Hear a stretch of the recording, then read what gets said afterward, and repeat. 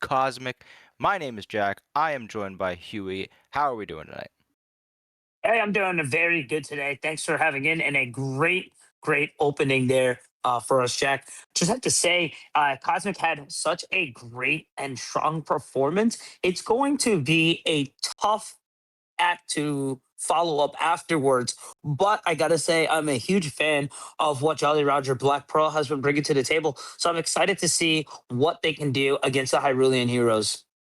Yeah, big things to consider tonight are that the Jolly Roger Black Pearls have already faced the Hyrulean Heroes in this playoff bracket, took them out 2-0 in the upper semis, and also considering they just got knocked down here by Cosmic in a 5-game Right. barn burner. So Jolly Rogers should be the favorite, but from what I see in the Discord, we do have some sub situations on the Right. side of Hyrulean Heroes. So it's going to be interesting to see how this game shakes out, if it's similar to how we saw in the past. With the issue with subs, these there's a reason why they're subs, but it shouldn't upset the boat too much. You should be able to progress forward and be able to do what is needed to the table. That's why we have you on the side. Speaking of, we're getting right into picks and drafts right now. Yep. It is going to be less than four bans, I think, because of how many subs. Unfortunate to say the least, but what can you do? Yeah, we have 2 subs on Jolly Rogers roster. That's why they are missing those bans. I am not sure exactly what positions those bans are coming in, or what position those subs are coming in, but I do know that they had multiple different options they tried to go with. I'm not sure which roles are affected, and that is pretty important for Jolly Roger because their jungler and mid laner are quite the stars, especially their mid laner Goat Theory was essentially the Oh yeah. MVP of the entire league. So does look like the substitutes are going to be coming in for the support role and the top lane role, with their listed sub coming back in the jungle. I like this right now as we get to see the champs that are coming in. It is going to be Volibear Caitlyn. And right now we're going to lock in on the Xin. I feel that it's very important for Jolly Roger to lock in for the jungle. But how do you feel for the instant Xin pick? Is it really that pick? And is it really worth it against the Volibear and Caitlyn? Yeah, I'm not sure if it's the safest blind with how the jungle is, especially in this elo. But if we were in a more high elo environment with a team comp For like sure. this, I would definitely not shy away from a Xin Zhao. First pick allows your jungler to pretty much do whatever they want, especially considering the fact that they do have that listed sub, King Vivi, in the jungle. Want to get them on something comfortable. The Ash Braum looks great into the Volibear, but this Anivia pick is quite dangerous. The support for Hyrulean Heroes Flock, it's their most played champion, and a double range bot lane into Braum can very easily run that lane over. It really can, but also on the other hand, of both of them being very squishy, Braum, as long as they handle and keep the things going, and as long as they keep themselves healthy and sustained, they can overtake range uh, a range matchup just as easily.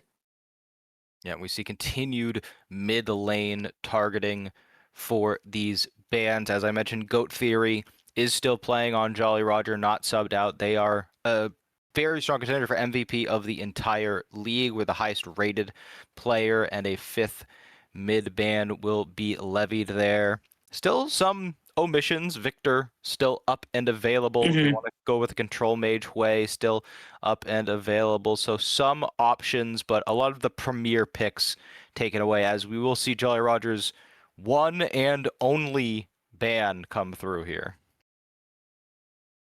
As yeah, I wonder what it's going to be.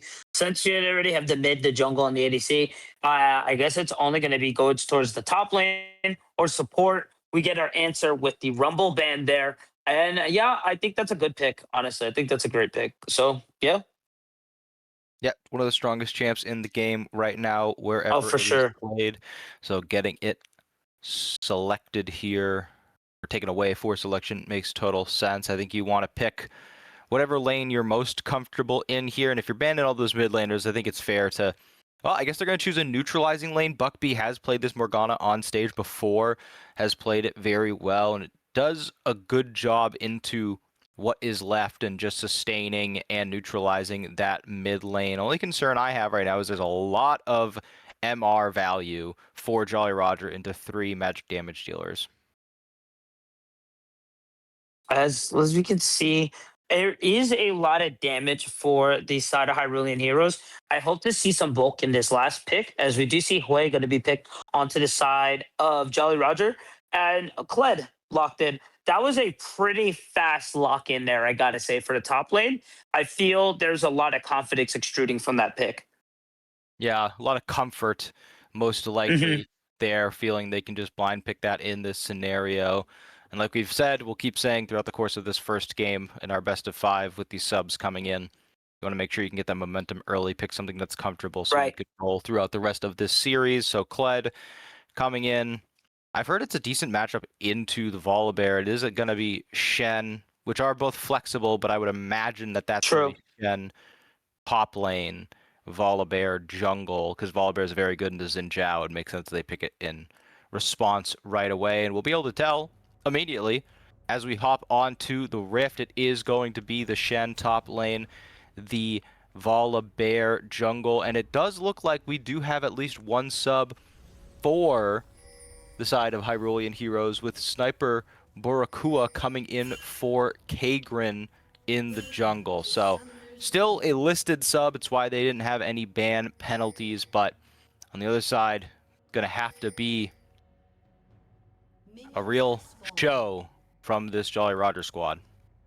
No, I think so. Either way, it's still going to be a good test. You always want to make sure that everyone that you have on the back line is as good as the front line, and a lot of time people kind of sleep on the bench and the sub players. And I feel like this is a perfect time to have them to have a chance to show their skills off, especially at such a pivotal point of the tournament. This is a match or a chance to get in the grand finals. Yep, and at this elo range, as we do see Scooby hit a minion, Oh, man. does have lethal tempo, so a pretty big chunk of damage that's going to come in early. All of it does go onto Flock, and I think you'd much rather have that damage down onto your AD carry than onto your support if you are the side of Hyrulean heroes with the longest code I've ever seen in my life, GCCe. As we head over to the top side there, fair trade coming in onto last. He is going to lose his Yoshi, but he should be able to respawn, revive back there. Shen going to be able to block a few auto attacks there with his ability, but I don't know if the sustain's going to be there, as level 2 is going to hit first. And excuse me, Skarl is back. So he should be able to take full control here, as now we check over onto the bot lane. Excuse me, Flock and Caitlyn able to secure level 2 there. And I'll keep applying the pressure. You mentioned there, Jack, the range going to kind of be a hindrance against or into the Braum. But to be honest, I think it's not too bad just yet. They're weathering that storm pretty well. That early trade is going to help. They're also letting this push in happen, which makes total sense. On the top wave, as you mentioned, Kled willing to go down it. Scooby having to pop the barrier and take some of Crockpot's abilities to keep themselves alive. No pots left, just going to try and get as much as they can to the turret, as Leviathan looking pretty comfortable up in this top side. Got a huge push going in right now. Oh, yeah. And it was a little back and forth there between Leviathan, and Teed. But right now, looking fine right now. Able to get Skarl again if Shen approaches, looking over onto the map now. Both junglers will be on the bot side, opposite sides, of course. But there wouldn't be any jungle support for either side anytime soon. As we head back over onto the bot lane there, Flock trying to put out some damage there, looking at Scooby, as we do see King looking for the flank, possible gank. He will be caught. He will be seen and caught on that tri-bush ward, but I don't think there's going to be any more follow-up after that. Not only because of the warding, but because it seems like all of the damage all of the prio going onto the Anivia, who has egg available. So it's not like you're going to be able to get that kill quickly anytime soon. Ashe does True. not have much damage for at least a couple of backs until they get a few items. There are a couple builds on Ashe now. Hex Optics seems to be the prevailing best first item, though Kraken Slayer is still a viable option. As first plate going to go into the pockets of Ballistic and Flock. It's going to be a little bit of extra money, but overall, it through minions and everything else. Ooh, nice catch here. But the AoE going to keep themselves alive. Flashback as well from Scooby. So some's going to have to be popped on both ends here. But it seems bot lane still having the control. Oh, but too little, too late. Spoke too soon. As first blood going to land. Excuse me, onto Ballistic there. I can't think of a better way to showcase control than getting first blood under the enemy turret. Oh, yeah. That is going to be a massive amount of CS lost, especially considering the fact they're pushing this entire next wave, using Flock's abilities to push that in. Like I mentioned in the draft, this is their most played champion, the Anivia, coming into the bottom side, and it's paired often with Caitlyn in solo queue for these two players. They've practiced this duo numerous times, as Crockpot might be the sub, but does a good job of pulling the wave up for their AD carry, Scooby, to try and make sure they get as much XP as possible. Don't want to fall too far behind in this matchup. No, honestly, and if you looked at the CS a little more before, it seemed that they were pretty even, but really falling behind a lot. Scooby feeling a lot of that pressure from both Flock, and Ballistic Demon. So it is safe to say, and obviously the reason as to why he was losing or falling into that CS deficit. Overall, though, it isn't the end of the world, but this is exactly what you're looking for from the side of Hyrulean Heroes, to start looking for an attack in this first game. And it seemed to be returning down here, trying to catch them while they clear this ward. Oh, they are going to catch them right there. Nice CC, the wall against it as well, too. King trying to find a match here. But the 50-50 caliber going to give it more than enough spades. Add in the headshot as well, too. Going to take that volley. The barrier going to go forward. But Goat Theory with the longer range W going to rain down the lightning bolt to finally put an end onto Ballistic Demon here. And now Scooby trying to run back away from Flock. The wall's going to come up and feel the ice of the Freyord as Volibear comes in with a gank and finds another kill in the bot lane. As we head over to the top side here, it isn't 1v1 battle, but Teed, having the Giant's belt, just going to be able to out-sustain and keep Leviathan at bay. As he does bring in Scarl, the level 6 is available. Didn't use it though. Ignite going to proc. Scarl dropped back. Doesn't have his rage bar just yet. With those minions, I don't think he'll be able to do it. But with King coming over, they should be able to finish the flash forward. Finds the solo kill. Although the jungle was there for the support. But with knowing Zen being topside, Hyrule Heroes going to take the immediate route to the dragon and to grab a first Drake there. A crazy exchange overall, but I feel definitely Hyrule Heroes coming out on top there. Oh yeah, across the map they're doing very well on that play. Didn't really need King Vivi to put down any damage, just needed them there to provide the confidence for Leviathan to go forward. Smart plays by Sniper Bakura on the bottom side to get that dragon while they had free reign over the bottom half of the map, and we see now it's a 1.5k advantage for Caitlyn, doubling the CS of Ashe. Top lane is a similar story with a near 1,000 gold lead for Kled, and I mean it's just these Anivia studs over and over and over again, just tearing through Scooby, making his life impossible right now. You got to give it to Flock as well too. It's a difficult ability to consistently land there. Definitely for Anivia players, part of the bread and butter. But still overall, definitely a pretty slow landing ability. So to land consistently, definitely got to give some props to Flock. There was a return to somewhat normal lane states. The grubs are the objective for Jolly Roger. All three going to be taken. by the Black Pearls as Leviathan continues exerting pressure up on this top side. Gonna push in a pretty big wave, and no Sunfire Aegis, no Tiamat means that T-Dye on the end is gonna have an extremely hard time finding all of this CS. It is a little difficult there, but he is going to find a taunt on the tower. Two shots going to go, forcing Squirrel to leave.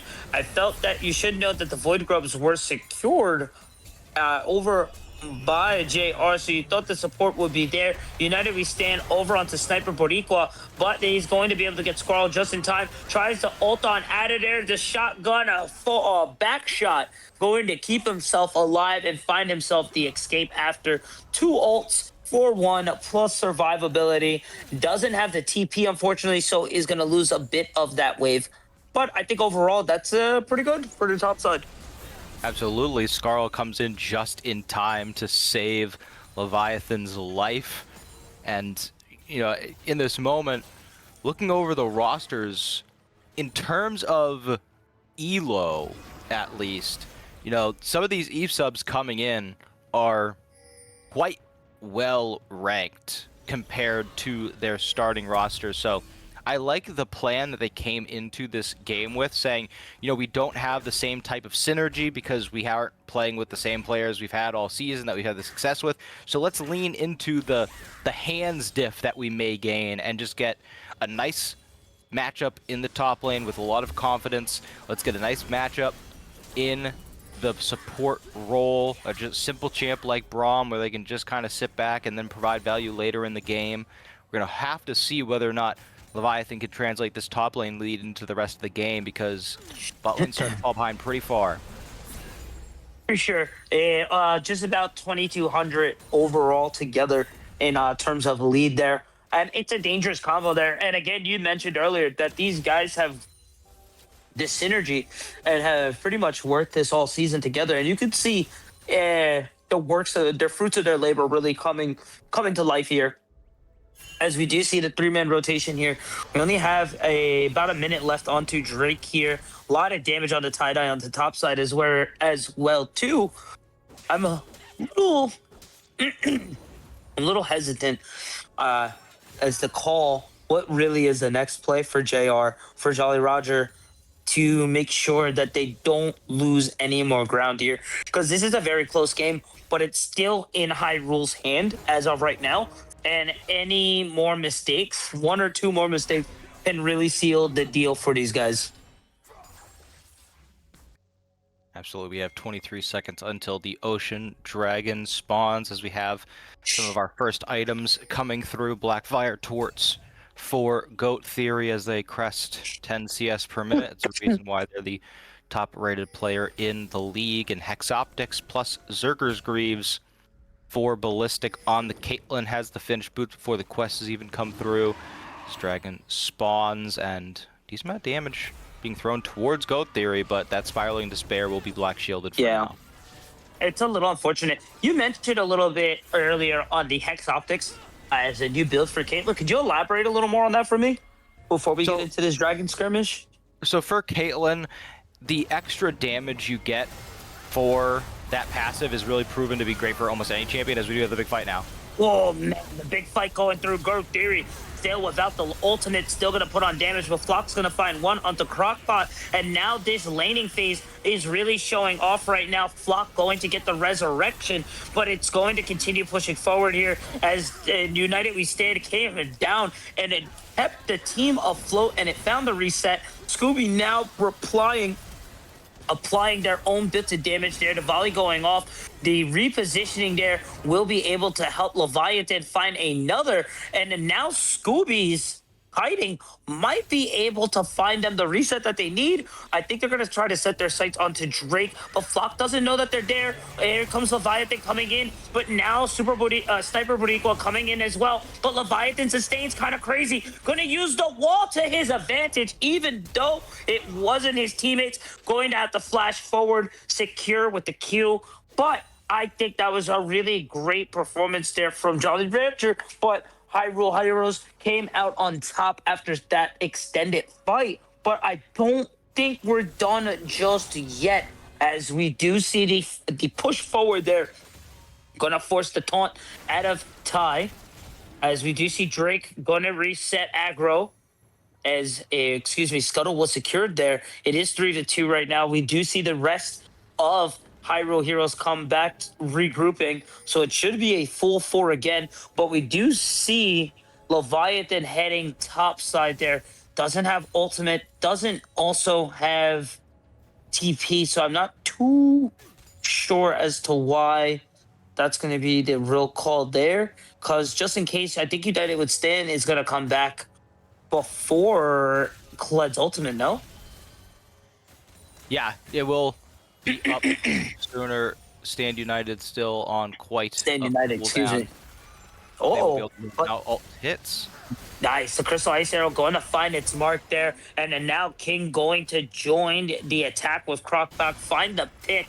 And then now I think we might watch the reset here, as I'm going to assume T-Dye able to find a mean taunt under the tower to force Skarl to fall there. Leviathan not at the end of the world there. That's going to be a lot of damage there with the full minion wave. And now with the health bar of Skarl, that's going to be a whole fight that he has to go again. And now you're really starting to see the power of each other's Tiamats kick off. So it's really now a fight between Tiamat and Tiamat, as we do see a pick happen on to Scooby, forcing Jolly Roger off Herald, or excuse me, off of Ocean Drake, and then now our Hyrulean heroes are now able to reset it and now start this Drake yet again. This has been about a 3-4 minute tangent run fight for this Ocean Drake. It has finally been secured by the heroes.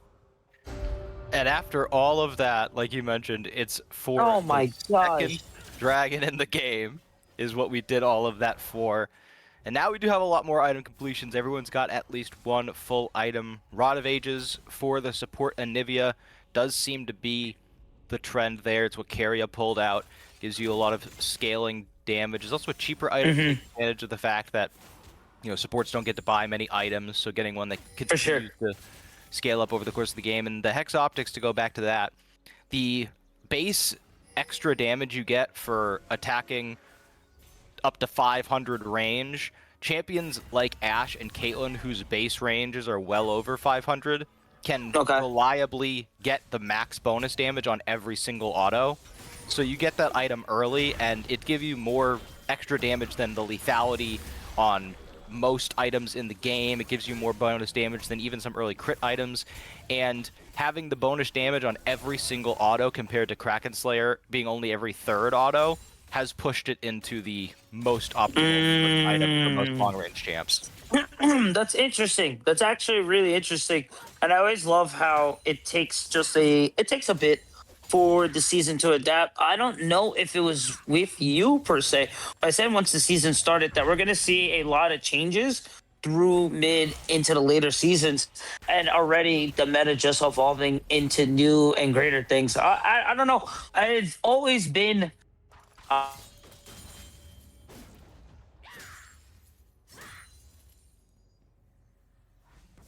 Yeah. but overall, excuse me. No Am problem. am I back? You are back now. Oh, I'm sorry about that. Oh, So- go ahead. Go ahead. We are looking now at... I thought we were going to have a Herald set up. They've already gotten it, and it went to Leviathan's pocket, which is pretty helpful. It does make me a little nervous. I'd like to see them swapping out of these lanes pretty soon. Speaking of it taking a while for players and the meta to continue evolving, as Scooby's getting jumped on pretty far, but Crockpot does a good job protecting him. I don't know if that arrow's worth it. I don't know, you can't really fight this 2v2, but that's a short cooldown, so not the end of the world. I wanted to bring up these quests that have now been completed for everyone. We're seeing some teams at high levels swap lanes way before quests are completed, which is starting to tell us maybe quests aren't as valuable as previously thought. Maybe you can survive without them for longer. I've seen a lot of top and bot lanes swap in tier 2 competitions, some teams trying that out. So it's already, what is it, 4 months into the year, into the new season, and we're still seeing some adaptation come through. Has continued push into the mid lane. Looks like there is going to be some overall pressure on this top side of the map. They really want to try and hold on to this mid lane turret while they can, especially considering the fact that there's not an objective up for the next minute plus.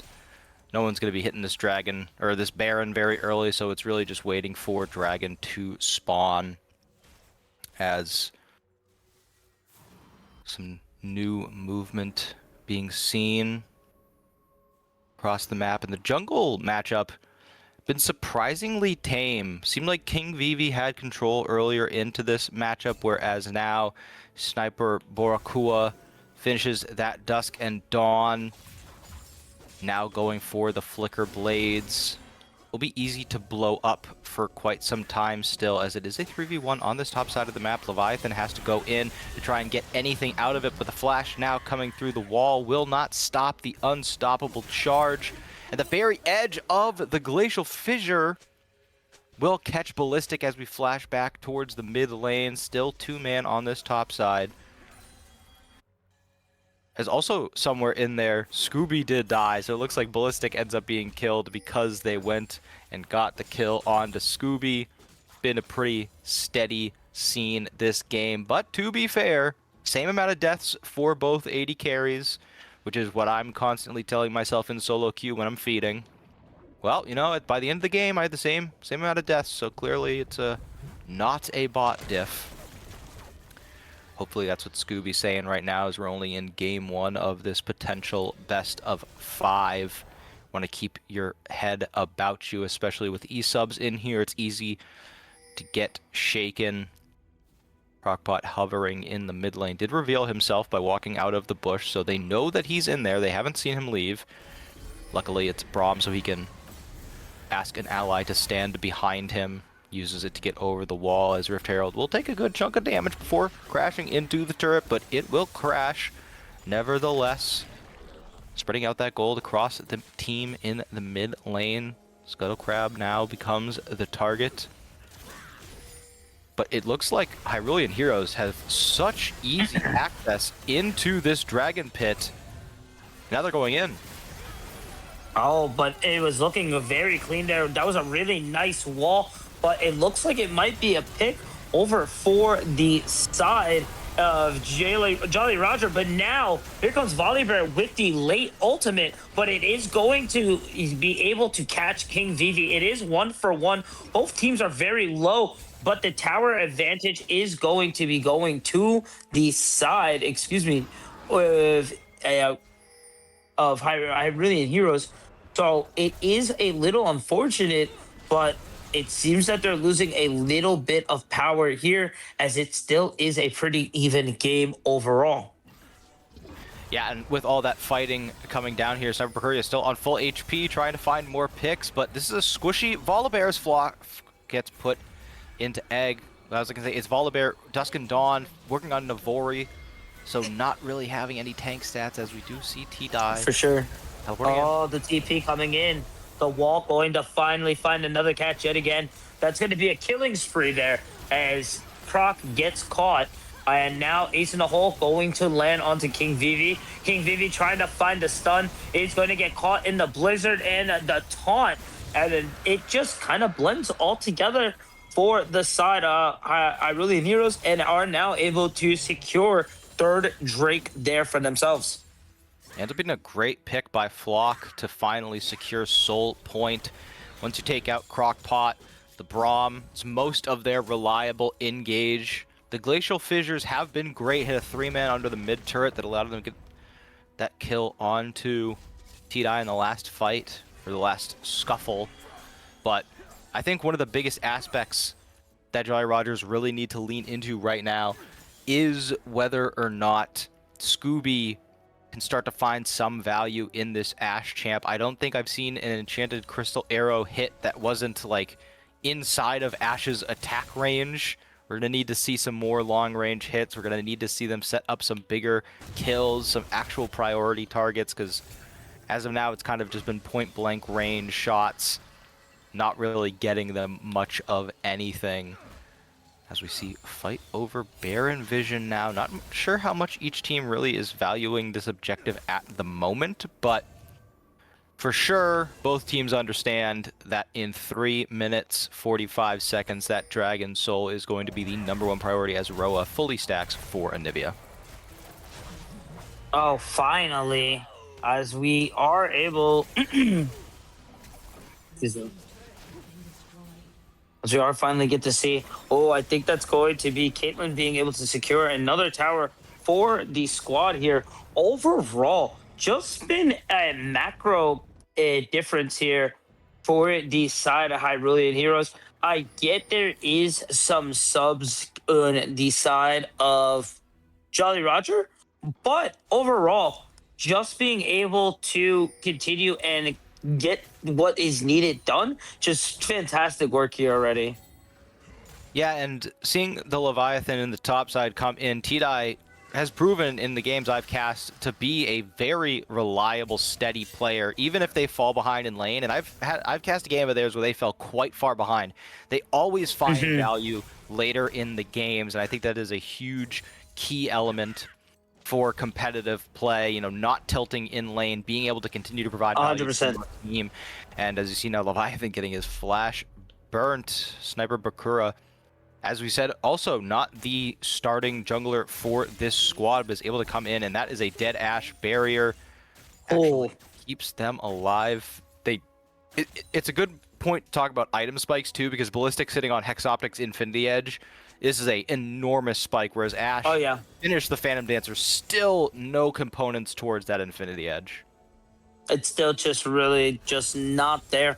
Also, Flock with the Roa, as you mentioned, completed moments ago, still being able to do the tons amount or huge amounts of damage there, and just being able to apply not only to CC but to layer on so much more damage and allow an area of effect just to be a no zone. So how you say for Jolly Rancher to be attacking near or far. It's working really good. I was very questionable and I was very hesitant on seeing the Anivia when we got into draft, but hey, they have been cooking so far. Yeah, and when you put together the Anivia with the Morgana, with the Caitlyn, Right. if you get to an objective first, which Hyrulean heroes have shown the ability to do every single time, there is not a single champion who can reliably walk into that space, because you've got bindings, you've got those Anivia stuns, the flash frosts, all of the Yordle snap traps that are placed. With level 13 on Caitlyn means that she has max points in W, meaning that she can have 5 traps down at a time.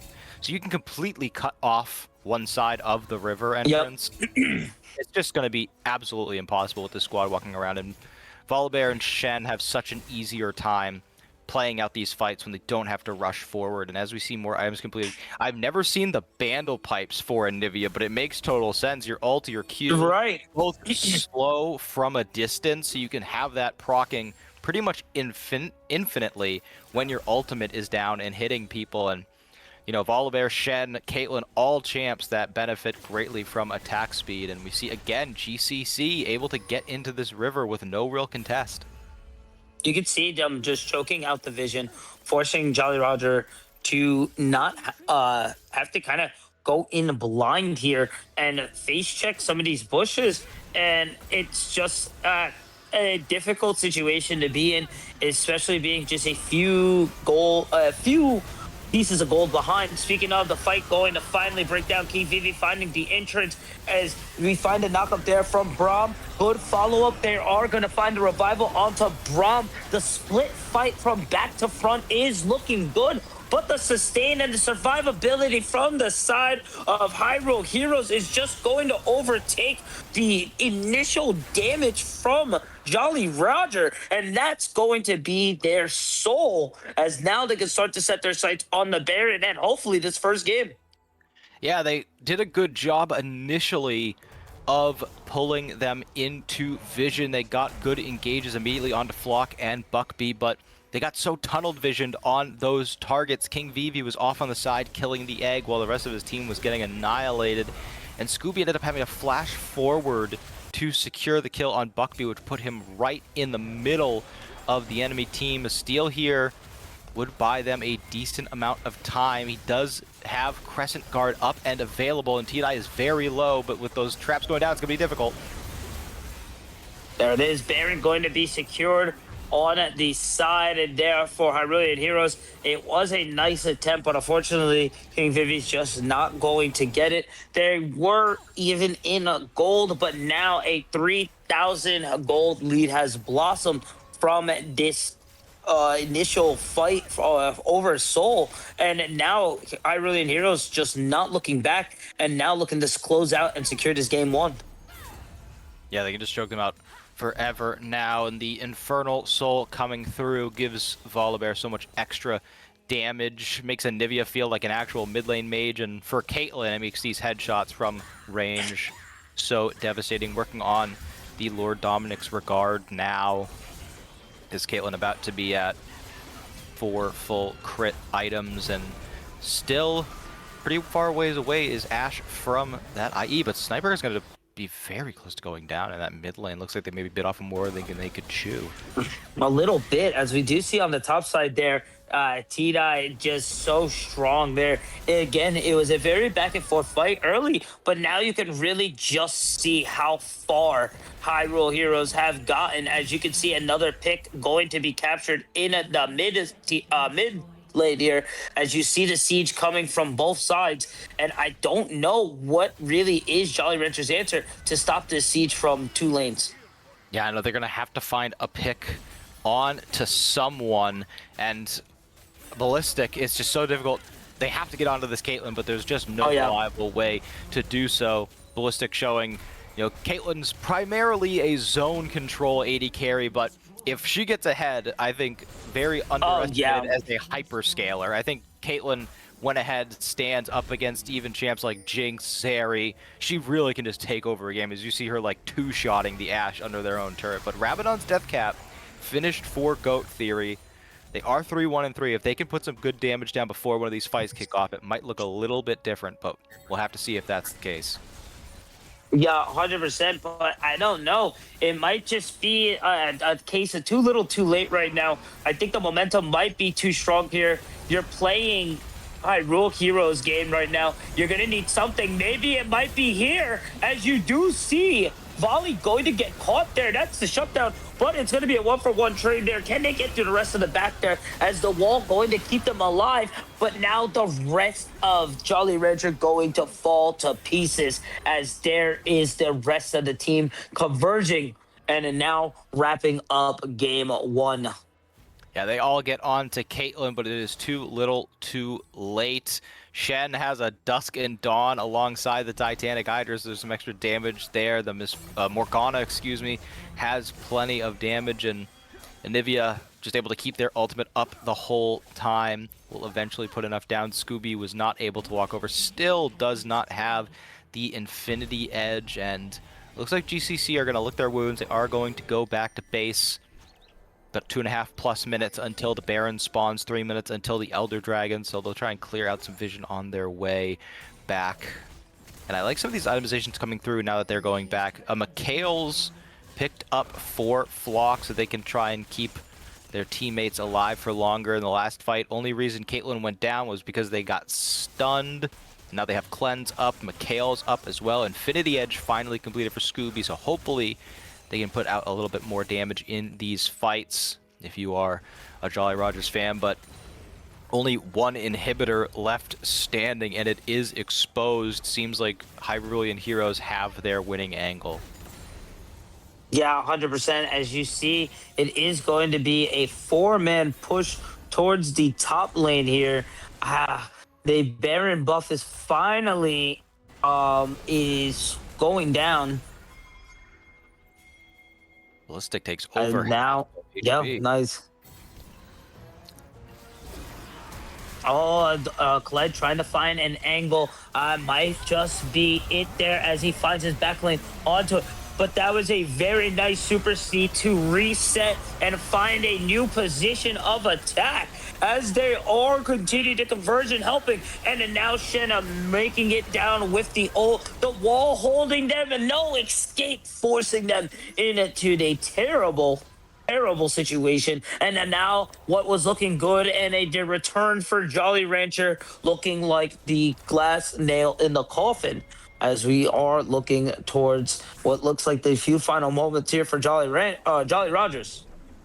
Yeah, a couple backs and recalls because Goat Theory is full HP and can destroy them, almost killing all of them with that mini Rumble ult. Last Nexus turrets are going to go down with the teleport from the Shen. Looks like it will be game one going the way of GCCe Hyrulean Heroes in the lower bracket finals. Yeah, GG's well played to everyone.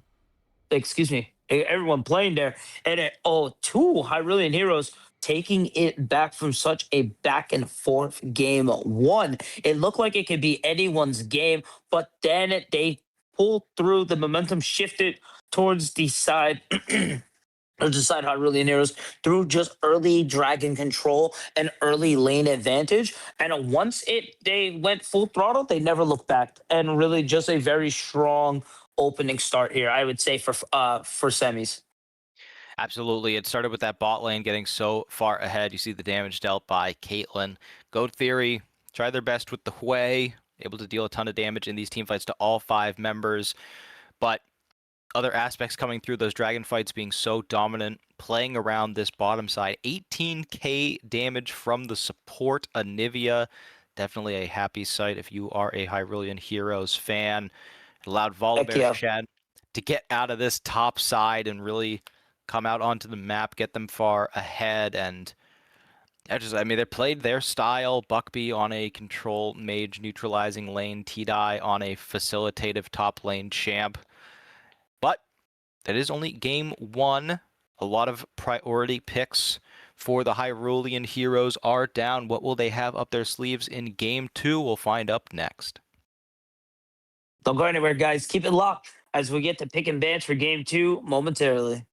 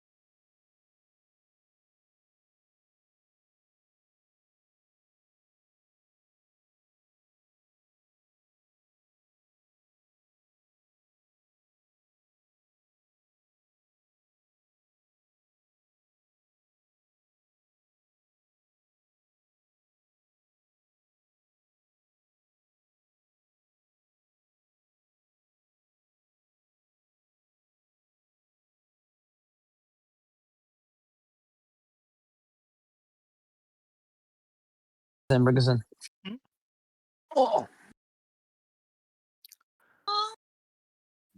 Hello, everybody, and welcome to Game 2 of our lower bracket finals. Best of 5 in the Ember Cinder League. First game taken by the Hyrulean heroes. There will be no side swap. My name's Jack. I'm still here with Huey, and after a very action-heavy game 1, I'm wondering which of these sides are going to try and have somewhat of a stylistic shakeup. Yeah, honestly, a strong performance, and honestly, a big macro diff for the side of Hyrulean Heroes. I wonder if they can do it again. Again, this is fearless draft, so it is going to. You're not going to be able to play the same five as you saw in game one.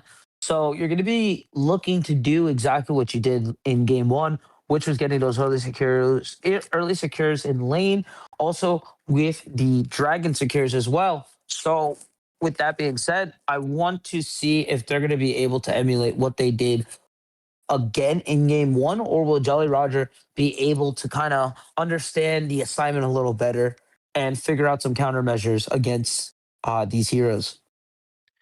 Well, they have already made a bit of a swap, going for a more wave clear, heavy scaling bottom lane as opposed to the Ash Braum from game 1, securing the Sivir first pick.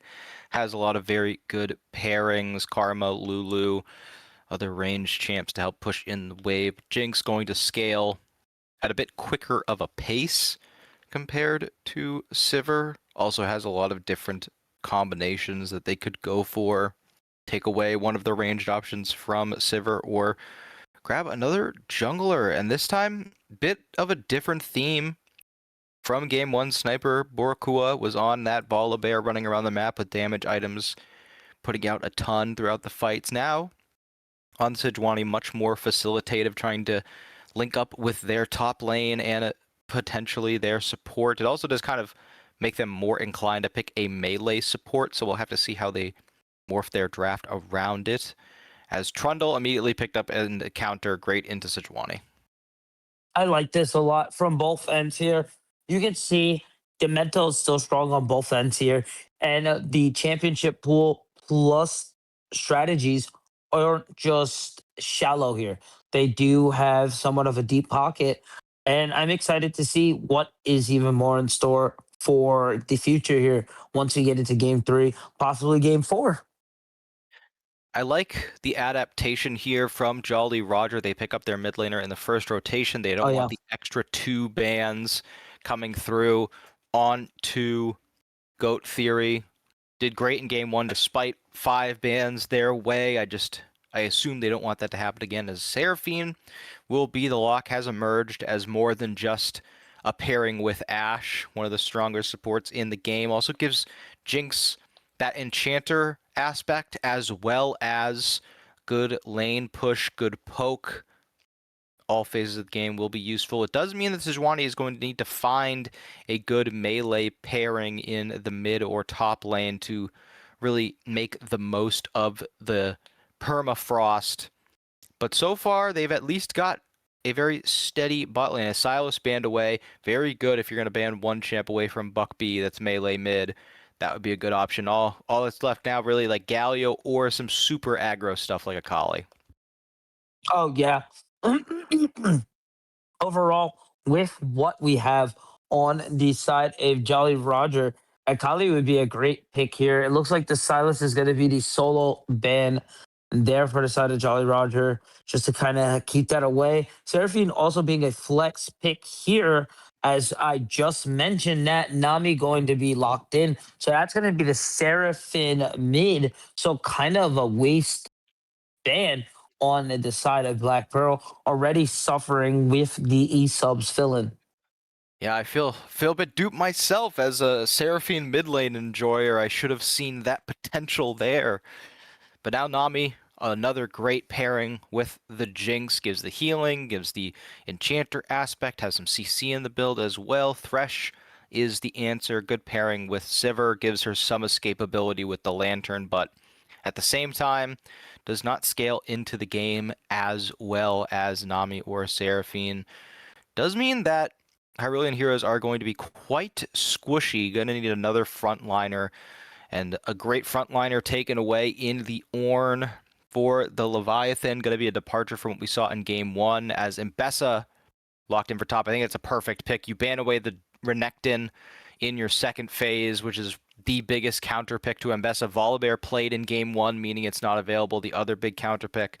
So now, with nothing available to beat it, you just grab the Mbessa for your own top lane, and I expect to see T-Dye favor much better into this second game than he did early last game. I mean, honestly, really, like you just said, it was really just the early game there for T-Dye that was the issue. Overall, did a great job on the Shen, had a lot of game-changing ults, was there to save his teammates there multiple times. So yeah, I think honestly, just in a stronger character and such as Mbessa, we should see a little more of him shine. Overall, though, I just don't. I'm a little concerned on the bulk here of the side of Hyrulean. The only real tank that you have is Sejuani. You're never gonna really want to see Mbessa building per se tanky items. They're always going to be building their long swords, so on and so forth. So really, it's as long as the sustain is there, and I do see it with Seraphine and Nami, it is going to be a protect the president comp. But that's going to depend on the laning phase there. With that being said, we're going to see if Hyrulean Heroes will be able to match up to it against Jolly Rogers game two. We do have a slight pause as it is going to allow us to see where everyone is and confirm, yeah, we had it completely right. And there it is. Psych, we got you. We're not playing game two right now. It is just going to be more discussion and analyzing. That's right, analyzing. New word of the day. Brand new word for a high pressure game. Does it give us a moment to touch on the fact that Kagrin is back, meaning Sniper Borakua not in here any longer. They were the listed sub that were brought in for game one. They're an 80 carry main, so it makes sense why they were put on something maybe a bit simpler in the Volibear, where you can kind of just follow a guide, run around, hit the easy abilities. But now that they have someone who plays the role primarily, they can go to something more their play style. And I think considering how well a lot of the team played in game one around Sniper, I feel much more confident seeing the Sejuani. I thought that they were going to be much more meta last year and into this year, considering the fact that there were like 4 patches in a row where every single one of Sejuani's abilities, except for their W, was buffed. And I figured you buff 5 of a champion's 4 abilities, they have to get play, and they really didn't. So now, nah, it's unfortunate. Maybe we're seeing some of an adjustment. Huge fan of Sedge as well too. So I am excited to see. And honestly, the way a Cyber Boricua played the last game, you wouldn't expect to see and know that that was the sub. They played such a great job around each other. It was fantastic. And now we do see Kagran going to be reconnected. It will be that slight pause after, but I think we'll be able to get game two off momentarily. As I gotta say, Hyrulean Heroes did game one, by the way, on red side. Yeah, as we're just kind of taking a little bit of a tour around Summoner's Rift, heading down to the bot turrets, looking at some of these keystones selected. Press the attack for Trundle. Want to take complete advantage of the Sejuani matchup. Want to get as much extra damage as possible, which means that no lethal tempo, so no extended trade damage. Spellbook from Leviathan, an extremely good rune book if you're able to continue using it, scaling through them, finding different uses for each of the different spells. And starting off with teleport, very wise, because you want to be able to get that upgraded teleport as often as possible. 7-minute cooldown for that quest teleport. Really not worth it to skip that spell unless you're in a very, very specific situation. Oh, no, for sure. Exhaust is going to be very good for the team. A lot of single target damage coming from Jinx, also from Mbessa. Ignite also going to help into the Mbessa lane. Smite, of course, two smites always helps the team. So I think just being able to go around and cycle through so many spells as long as they keep the cycle going, and they should be fine. They should totally be fine. I don't think there's really a summoner spell that really comes to mind that is like, oh, that's necessarily not good. Shoot, you can even take cleanse with all that CC there if it's in within the cycle. But I gotta say, how do you feel for the late game? Who really takes late game away? If let's say lanes were even, if no one really gets away. I think that GCC have the obvious scaling of the Jinx Ambessa plus the double Enchanter. But in terms of damage, I think Jolly Rogers can really kneecap anything that GCC want to do if they can get organized and Ornhorn across when they're super far ahead. Sivir's bouncing damage on the Mbessa Sejuani are going to limit their engage opportunities. And Orianna, depending on the build that Goat Theory goes for, I think that they can be a damage threat later on in the game, but it is important to consider and remember Goat Theory's strongest member of this team by far. They play way above what their elo says. And this frog agrees that Orianna in the hands of Goat Theory is the strongest mid laner in the game right now. So giving that over to Oh Goat yeah. Theory, I think it's a very wise pickup for them, and it could be the reason they're able to pull this out later into this game. Could it be kind of a trap though? Oh, I definitely think so. I mean, they don't So really have like a great ball delivery system on the team. right, right. So you don't really have a great ball recovery system. Also, you're going to play you're going to play strong side into Seraphine. Let's be honest. Excuse me. Duck is excuse me, Buckle is a great, but Goat is Goat. So it's just safe to say Goat's going to be playing a lot heavier into the lane against excuse me, against Buckle. So my thing is so you force this there, you layer on the CC with the Sejuani heavily ganking, and you might be able to force Goat Theory into questionable plays where they feel like they need to be making something happen because they have so much on their shoulders. Yeah, and could also be forcing Vivi or Leviathan into bad situations, trying to find angles to enable the Orianna. I think that if they're going to put that responsibility on anyone, they should put it on Crockpot. Maybe have some sort of discussion where Mm, if you find a hook, let me know. I'll put the ball on you and we can go through.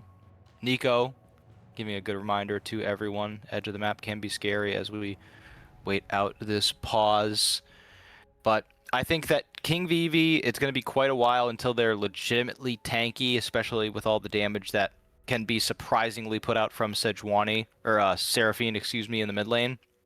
And mm, Leviathan obviously has to be a part of the fight to be a ball delivery system. That won't occur for a little while, and they probably want to be peeling at least somewhat for their carries, as well as finding those big engage angles. I am curious to see what Buckby decides for a build path in this game. I mentioned earlier I play a lot of the Seraphine mid myself, so gonna try not to scrutinize too heavily or be biased, but for away from sure. that point, we are going to cut to a quick break while we let these issues resolve. We will catch you on the other side.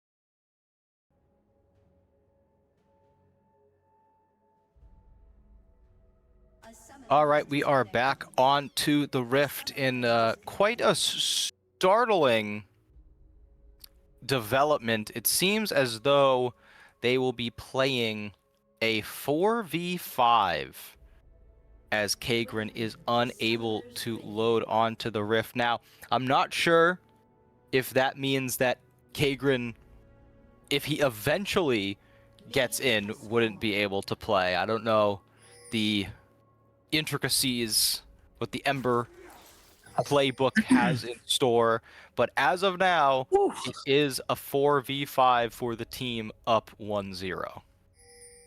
No way. I don't. This is just crazy. I do not understand how life just happens sometimes. But with that being said, I think they can do it. It is the jungler. They are up one right now. It isn't the end of the world. I think as league players, you have done it before. Granted, ranked is definitely a different monster than competitive, but if anyone can do it, it can be Hyrule Heroes for sure. And it will be one for the. Yeah, absolutely. And now pushing in to this bottom lane, just going to be a massive advantage for side of Jolly Rogers having a jungler that can appear at any time, actually influence the map, whereas for GCC, there is no hope of a jungler appearing, of any ganks coming through as Hook lands onto Jinx. Has flash, has barrier used and immediately deleted by Scooby. And it looks like that bot lane we saw last game, just not as destructive with fewer tools here in game 2. Oh yeah, it's unfortunate. It's gonna affect the mental. It's gonna affect the boys a little bit here. You're gonna feel the mode. It is what it is. Unfortunately, hopefully they can get things going, take a deficit here and kind of move forward from it. But I don't know. It's too early to call. I get it. It's 4v5, but I don't want to count the boys out just like that, especially such a strong opener there, game 1. Yeah, and we're seeing some skirmishing in the top side. We are on the live patch, so Ornn did get a little bit of a nerf to the brittle damage as Thresh now roaming, understanding that with no jungle, they can apply even more pressure onto the map with the support roaming. King Vivi has recognized that they can just take any of the jungle caps on the entire map, so they're crossing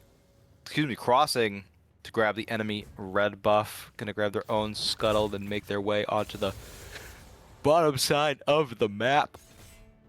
And only place where we're really seeing anything hopeful for the Hyrulean heroes is in this top lane, currently being covered by Trundle, and in the mid lane, Seraphine managing to hold their own, at least for now. Yeah, as it's just one of those right now.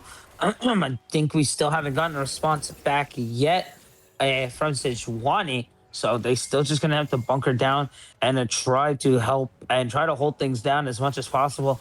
As we do see, there is a slight gold lead in the top lane there, 25 to 18, about 100 gold lead overall. So there is a little bit of hope there. Also in the mid lane as well too, is we do see Buck able to get about 5 CS there ahead on to GOAT. And now started to use some of their pushing power after their first reset.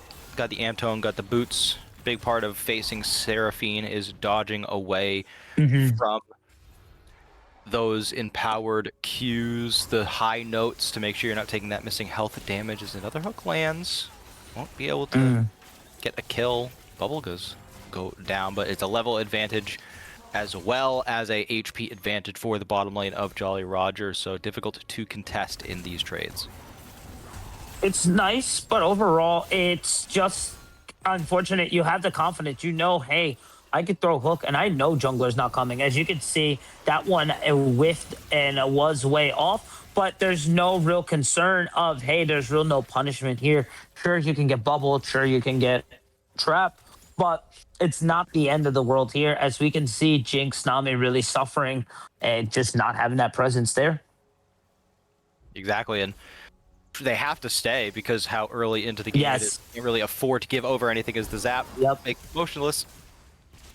As that goes through, the flay going to land as well too. The fairy plus the tower putting on a lot of damage to sustain from Lulu. Going to go the big barrier spell shield from the pizza delivery girl, going to keep them alive. As we do finally see Trundle coming in, that was going to be a questionable ice pillar there. We'll call it questionable there, as they do keep the bot lane alive, but not going to be able to pick up the bot lane of Hyrule. As we do head over to the top side here, the wave going to be pushed in by Mbessa, but not going to be able to do much more. And again, here's just where you know, as a top laner, you want to get the freeze going, but you can't. Oh, there's the boy finally here. Hopefully, they can regain some quick levels and get back into this game. Excuse me, as I was mentioning on the top side, you get the nice freeze there. Again, you just know that the presence of Sejuani isn't there, so you get to pretty much do what you want. Again, speaking of, the Drake going to go in, the flash flag going crazy, knowing Sejuani needs to farm. They're going to put on the pressure. First blood going to land onto the side. The Ornhorn is going to land onto Mbessa, using the power of that first Drake. The Inferno helping them out. The Ignite going to proc, using the spell book there to get himself going. And not even close, baby. The top side going to keep themselves alive. But the momentum is on the Ignite and the fire burning through our blue side to keep themselves going in game one. Yeah, as you mentioned, great usage of the spell book to find a winning trade. Buy yourself a little breathing room in this matchup. Now they're also going to be able to go back to base, not have to TP back to lane, can just walk forward as this bot lane once again tilting heavily in favor of Jolly Rogers. But Ballistic Demon has the Noon Quiver in pocket now, so able to actually return a respectable amount of damage towards Sivir. And the zaps landing very low. Gotta be careful here, as Yeah, this bot lane is still a threat here for sure.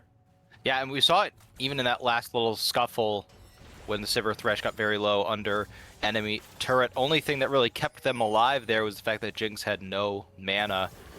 But now level 6 on Sivir, not, you know, I think everyone's very well aware that Sivir's level 6 is not nearly as big a spike as it is for most AD carries. True. But still going to be somewhat meaningful. I really like Scooby's itemization in this matchup. You're still really not in kill threat as long as Jinx and Nami have their sums up. So just get the call, keep scaling into the game, keep trying to find some advantages, because eventually the lane is going to flip back in the direction we are currently seeing, and Jinx is going to start putting down way more damage as they are pushing under turret. Ballistic does walk up too far and take a turret shot, so not great as the rocket. Oh, no way! I cannot believe that rocket going to land. A zap going to fall. Not enough damage, as there is Thresh going to be able to drop the lantern, shield up, and escape. But again, you can't sleep on that bot lane.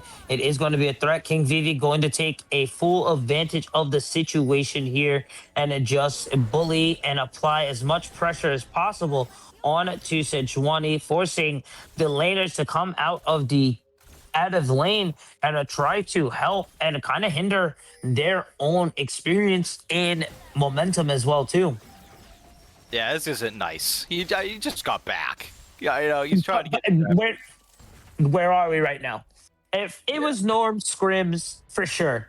This is do or die right now. There is no, we are in bottom bracket right now. It's not my fault that your PC happened. I get it, Riot Games happen. I would expect it the same thing to happen if I fell out of the game, you know? And, you know, they had the sub in last game, could have just continued. That's true. That. Could have tested and practiced tool to see if you could load in or other internet issues. But we are where we are, as you're seeing another champion. We talked about this last game very heavily, but Hexoptics onto Jinx, another champ that can reliably hit you from over 500 range, meaning every auto attack gets the bonus damage from the item. plus the Hmm. extra range. Imagine having your regular auto attacks on Jinx non-rockets be rocket range. When you Yeah, get that's a kind of kill and you goofy. get excited, it's just a great all-around item. And even I've been seeing against low melee comps, I'm not sure if it would be best here. I think Runan's Hurricane would still be best here, but I've seen a lot of Jinxes go Phantom Dancer second for just extra attack speed, seeing as Hex Optics doesn't give any attack speed to make up for that. So Sure. if that's the itemization chosen in this game by Ballistic. GCT kind of going crazy on the top lane there, mixing up a huge CS deficit, about 30 CS lead there on at the top side. You got to give it to them. That was solo bolo without any jungle support there, and yeah, excuse me, Leviathan able to sustain, keep themselves up and afloat, but that's going to be a tough investor to deal with later in the game. Absolutely, and you've got decent peel tools, but all I can think is if they just want to front to back, which they can easily do with their double Mhm. enchanter, just keeping Jinx alive and healthy as well as the front line. If Trundle ults the Sejuani, okay, they've got another target to hit, but if Sejuani ults the Mbessa, Nice. that's going to be an easy kill as Ballistic's in a terrible position. Yeah, he went for the zap there, but the trade for the zap into the hook is going to be exactly what they want there. Adding the frozen domain on to the icicle there as well too, and that's going to be a quick pick there right before second Drake as well. At a deficit, it's going to be that much harder for Hyrule Heroes to find a footing in this game too. Yeah, and for Ballistic, just really putting themselves in a rough spot using the zap, even walking into the tri-brush, Hmm. seeing the enemy bot lane rotate up the river, just a really rough place to put yourself in. And I also want to point out how disgusting comeback XP is. Sejuani only one level behind Trundle My gosh, already, down about 50 CS. So that's about what? It's like 20 camps about? No, it's times 4. nice. So it's about 15. Still pretty ridiculous that they're able to. Well, actually, I can see there's 17 camps behind thanks to the little jungle pet. So Yep, yep, yep. full now, but Triforce Super cool. versus Giant's Belt going to be a massive difference in Oh yeah, feeling. they're gonna definitely feel that for sure. As we do see Mbessa, T-Dye just kind of getting it. Nice hook for the bot lane there to Flay. Add in as well. The box was just used in the last fight. Dive coming in from Mbessa, but I don't know if it's going to be enough as you're going to see the double tower dive. The frozen domain going to land as well too. As you see King Vivi going in for the chomp to finish up that unfortunate dive there. It's such a nice lead on Mbessa, but kind of lost it there. Yeah, I'm gonna assume that Leviathan utilized the Bellows Breath to negate the knockup from Public Execution so that they could just Searing Charge into the wall, knock up Ambessa, and lock her down under turret. Very well done. Finishes the Sunfire Cape. Not really an often seen item anymore, but on champs like Ornn who lack reliable wave clear, you have to use so much mana to actually clear the waves as Ornn. Sure. Gives yourself some extra wave clearing ability, as Eclipse going to be the first item for T-Dye's Ambessa. Another hook lands, but it's out of turret range. Nice. A Flay going to land there as well too. Flock going to match back with the wave as we do see Scooby very low there. Has to be a little hesitant on the trigger, knowing Ballistic has Rocket. Oh, excuse me, Rocket was used, so I think they tried to find them. Couldn't find it, unfortunately. As Crop Pack want to find the Flay, flash into the box. Ballistic Demon probably in death danger as the frozen domain plus the pillar, just a layer of layer CC sandwich there, just not going to be enough and going to get them a Jinx sandwich as they are now 1-2 right now.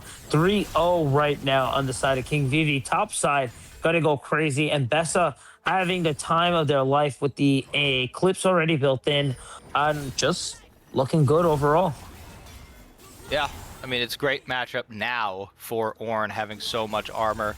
You take decent damage as Shockwave in the mid lane. Uh-oh. He does have W. Huge shockwave there. Does have the down beat, or excuse me, the passive to get themselves up and out of there. A nice trade there as Buck is still in the mid lane. I don't know if you want to stay there much longer though. As you do Sejuani coming over to help on the rotate. So you're gonna rotate, going onto the top side there. Public execution going to land, gonna find the reposition there onto the side of T-Die, but it's just too many people for the lone wolf to handle.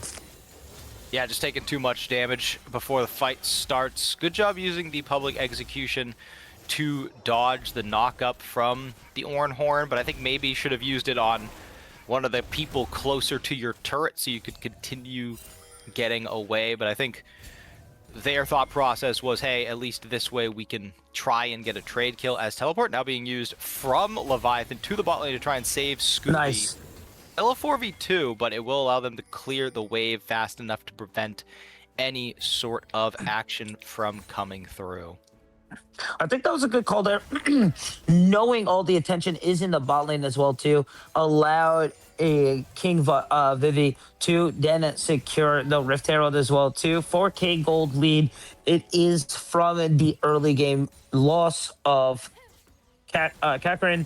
It is what it is. Again, I'm excited to see next game what Hyrule can do from this loss as of right now. Yeah, it is a tough spot to be in. Because it's a hard one. It's a hard one. Yeah, you're pretty far behind. You know. You got 4K at 16 minutes. You're looking at good scaling on the enemy team as well. Gonna have to see what these two enchanters can do. Gonna have to see if Ballistic Demon can prove to be the difference maker in some of these fights. Another big thing to point out, with no engage support, with a jungler very, very far behind, it's so difficult to face check anywhere. You see them walking as 5 now. They do have good vision control. If they can get Crockpot caught out, that would be huge. Let's see. The Ornhorn going to land here.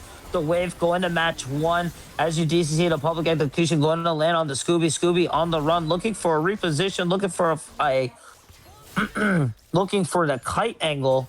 As you do see T-Die going to run it back there. Scooby very low as well too.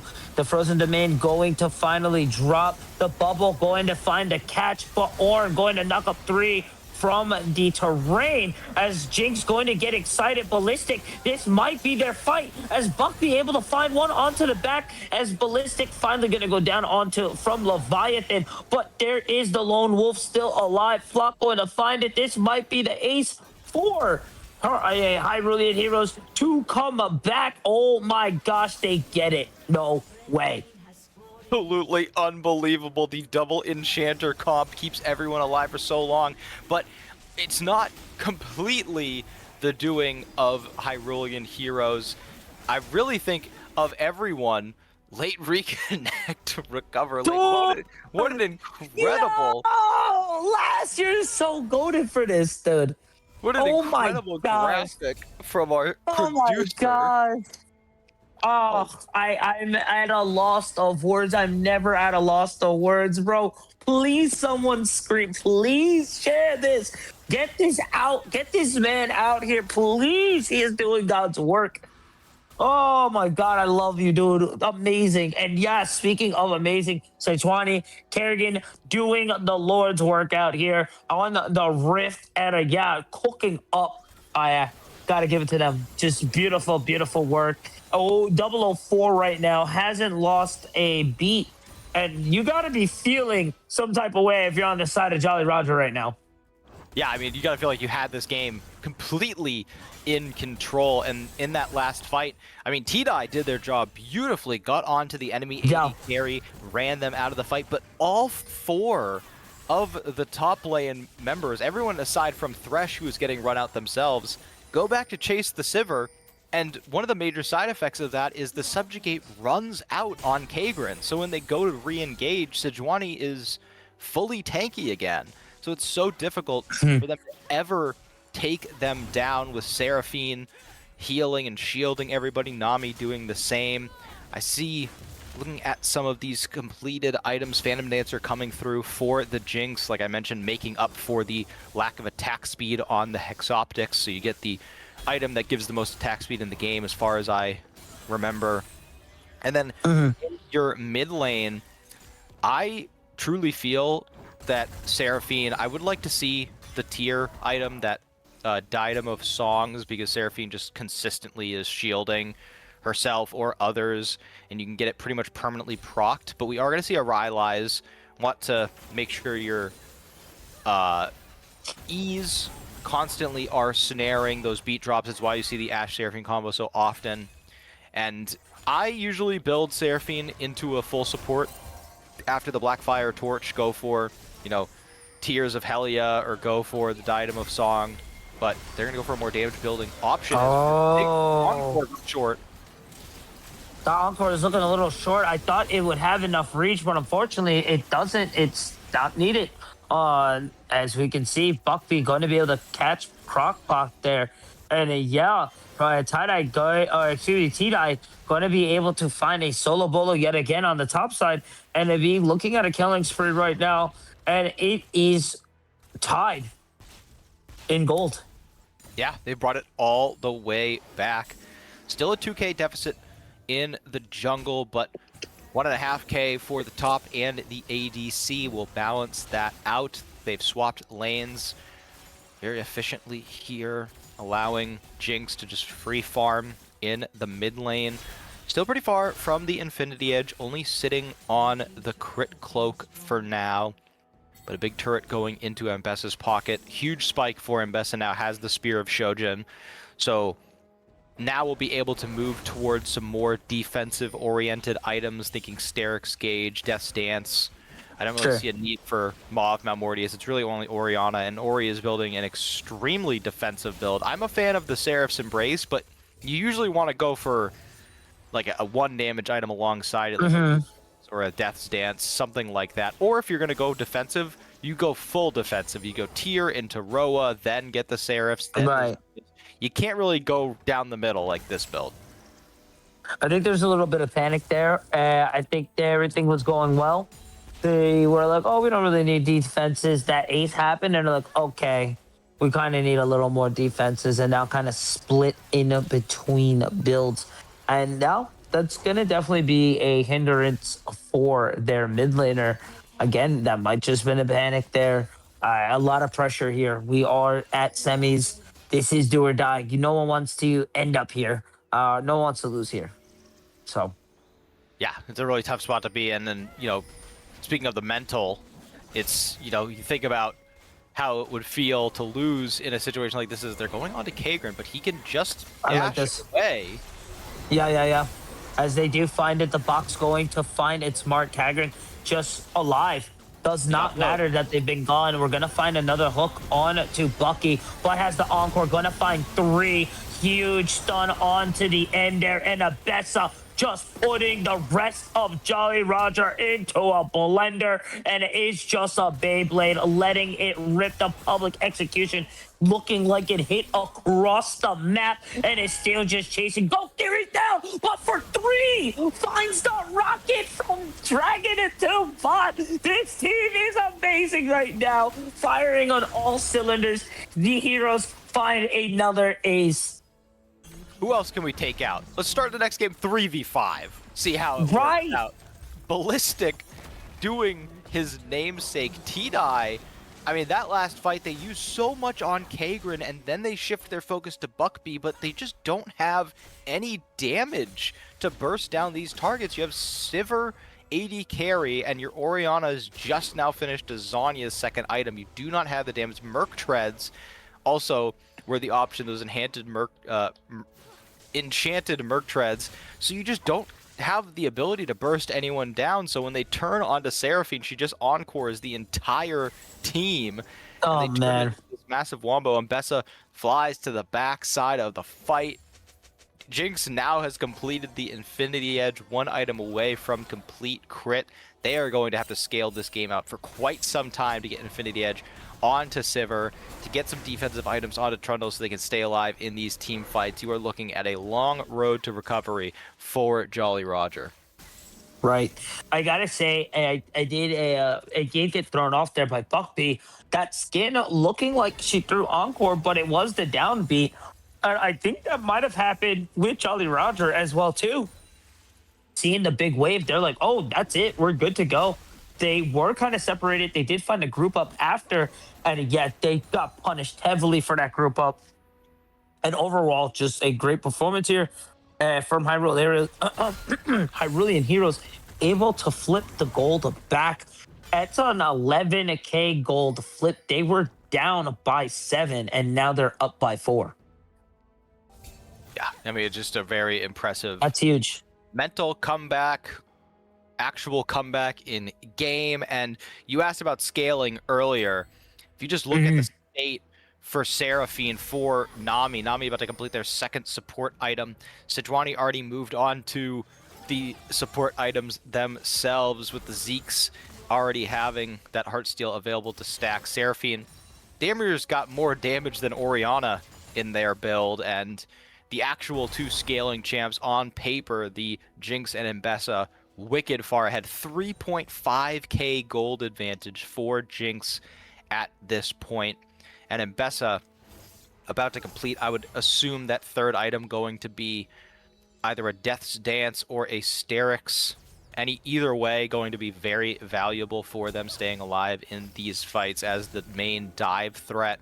And then you could just pretty much have Mbessa go into the back line, has so many tools to stay alive, split up the fight, and then Sejuani plus the two enchanters body block for Jinx to just tear through the fight. That is going to be the plan, you'd think, but is important to remember. No Last Whisper just yet, so the Ornn building full armor, going to be difficult to cut through still, and we did see that in last fight. Yeah, and they have their own CC sandwich as well too, between the Ornn, the Orianna, the Thresh as well too. It just seems that they need more of a catch angle than more of a full frontal attack. The advantage that they had has long been gone, and they have to kind of play and remember that, and now realize that they are playing from behind here. Yeah, they're going to have to try and actually find some advantages. I think waiting only going to give you so much. You've got to try and force an angle here when you're 4.5k gold down, almost 30 minutes into the game. Gagrin is, I mean, still below 1,000 gold down, still certainly behind, but not really too far behind. And also as a tank, No. you don't really need much as a tank. You just need a couple little components here and there, and you can provide full value. Only major thing for Jolly Roger still holding them somewhat on par in this game is the fact that they got those two first dragons uncontested, meaning that they aren't facing Soul just yet. They still have a little bit of time. But if they can find a pick on the mid lane, if they can try and just find someone in transition, that could be an opening. But look at how well GCCe are moving together, not allowing anyone to be caught out here. Unless Buckby does something absolutely absurd. Look, they might. That might be it. The pillar going to go down, force the flash out of Buckby. They should be able to re-heal and be able to engage themselves there. As we do see Orianna on the top side there, has TP available, can regroup with the team at any time. So we do see Crockpot going up. Gonna miss the hook there. The charm gonna go down. That's gonna be the catch that they were looking for, as Yornhorn going to go onto Ballistic Demon. But Ballistic Demon going crazy, getting excited, getting hyped. Goat Theory coming down with the TP, finding the shutdown. It will be 2-1 on the side. That was a huge factor of Hyrulean Heroes to lose, but I think they are still clear to secure this Drake here. King Vivi using the Frozen Domain onto the red side, or onto the red buff. Not going to be able to have it for the flash over the wall. I think it may just be a give angle, but I don't think that's the best call here for the side of JR, but I don't know. Yeah, that's kind of an insane play there by the AD carry there, Ballistic. I don't really know why they're sprinting across the map like that, but it does still get them the dragon, so all's well that ends well. They did grab a Runan's Hurricane here, so no pen items coming through just yet. This could be a True. Bork, which would have some percent max health damage, but that Ornn, I mean, it's one aspect of a team that's down 3k, but that Ornn is not getting any easier to kill. Death's Dance was the third item, which is great for Mbessa, but doesn't give her any real ability to push through this tank. They are just going to transition up into the Baron pit. Try and get some more pressure on this top side, and also stop Goat Theory from just pushing on the side lane. They already got that outer top lane turret, so they're going to look for a continued chase here. Flash out of Orianna. Oh, nice flash, though. King Vivi's still going to be the one caught. Big CC layer added on, and now they can set their sights right onto the Baron. I think they're going to try to go for Goat Theory there, but now they're going to field their Avarice. No, nice Hourglass there. Going to force the Rocket, but overall, still a nice catch. They may look at this tier 2, excuse me, as Ornn is pushing the side lane, bot lane. And yeah, now just going to look onto Baron and not look back. You got to give it to our Hyrulean heroes. Once they get a lead, once they find an angle, these guys get crazy. They go 0 to 100 as fast as possible, pedal to the metal, windows open, and I love it. Yeah, and they're doing so in, obviously, the situation created in this individual game, but also against a team, yes, with 2 E-subs, but a team that beat them 2-0 last time they played up against them in these playoffs. And during the regular season, I'm going to take a look back. They lost 2-1 in the regular season against Jolly Roger. So Jolly Roger's had their number all season long, and now that couldn't be further from the case, as they do finally have Leviathan caught out. Wow. That was a nice pick there. If it wasn't for the angle that we had provided from us just on production, I, as Leviathan, would have felt that I'm pretty safe there too. And just using the Fog of War to their advantage. It's going to be a great catch there. That's a lot of the front line. That's almost all of the front line there of Jolly Roger gone for over 30 seconds there. Hey, plenty of passives for Jinx to get excited as they siege this bot lane and overall just doing a great job here, already at about less than 50% on to this tower. Once that passive goes off, that shockwave really not what was needed for the team. The hook going to land, but it's a lot of bait as the bot's going to go land, and it just does not matter that the CC lands there. You would have thought that this game went the opposite way and that JR was in the deficit at disadvantage, but Hyrulean heroes showing, hey, if we don't need a full 5 to start, we still may have your number as they are closing down and running down this base. The 2 towers are down. The next is at 80. They are padding the KDA. This is one for the books, a 4v5 start to a finish. Never give up and never what. Hyrulean heroes 1 away from match point to grand finals. Yeah, I mean, even that last fight was so insane. I really thought there might be a turn angle there because Ballistic gets caught by the hook under tower, but the encore into the tidal wave, into the AoE damage provided from Jinx and Seraphine as well, and Bessa. I mean, just everyone ripping them to shreds. I can see why there's some Jolly Rogers fans frustrated in the chat. I mean, you get a 4v5 opportunity and you're not able to actually get into this game and win after that early advantage. You had free reign of the map. You're taking the enemy team's jungle camps, and maybe, not maybe, that kind of decision bites them in the ass a little bit, because now you are like, you're leveling up the enemy team camps. So the jungler is going to come back and he's going to actually get that catch-up XP, partially because you went over there and stole them. You end the game with less damage than the jungler who wasn't around for 15 minutes. That's pretty bad. It's kind of crazy.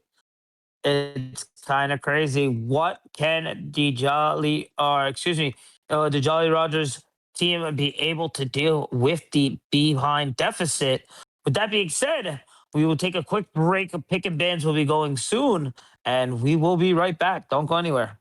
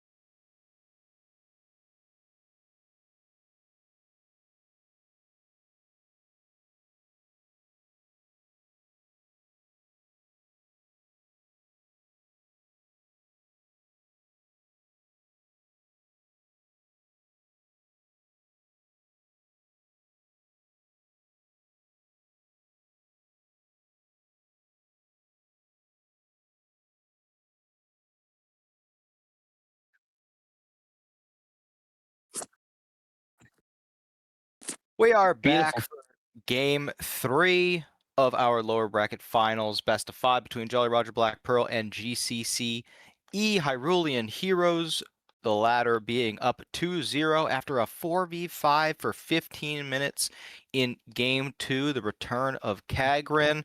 They are one game away from heading to the upper bracket finals. Haven't been in the upper bracket since the semis where they were beat 2-0 by Jolly Roger.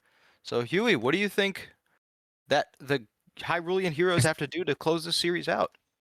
Man, honestly, like our boy Sekio says a lot, what wins games? It's tempo, tempo, tempo. And honestly, Hyrulean Heroes have had nothing but tempo, momentum going their way. I gotta say, just the comms difference right now has to be so different right now. It's probably silent on Jolly Rogers right now. It's got to be hard coming in from a 4v5. You had advantage. You were at loss deficit. You're pretty much handed a game to you to tie serious. Okay. But I'm being real. You know what I'm saying? I'm calling it how it is, you know? And you lost it. You literally lost it. You gave Hyrulean Heroes just everything they need to close this one out. I get it's with subs, but it's a 4v5. You have clear advantage there. You mentioned it a little bit on the break, uh, Jack. It was a bit on the jungler clearing the camps as well too. But I mean, you should clear the camps, but that does give that comeback experience. It is also built in the game. It is what it is. But the mental has to be be thin, has to be wearing thin there on the side of Jolly Roger. And we're gonna see once we get into the game how resilient they are here. But yeah, Hyrulean Heroes got to be riding high right now. Yeah, and they are picking up a pretty easy to execute composition with a safe bottom lane. They've been winning through bot these last 2 games. Senna obviously can do so, but going to allow for even more scaling. There's been a new Senna build that hit where you pretty much completely push crit to the back of your build and you go Black Cleaver, Dusk, and Dawn, because the Mm. Dusk and Dawn Spellblade double procs on hit, meaning that you can pick souls off of champs with 1 auto rather than 2. So Oh, that has been that's fantastic. yeah, it's been a pretty good Working as combo. intended. Yes, and the Poppy picked into Zac. It is flexible, I'm going to assume. Kagrin or Right. T-Die in the top lane can take that.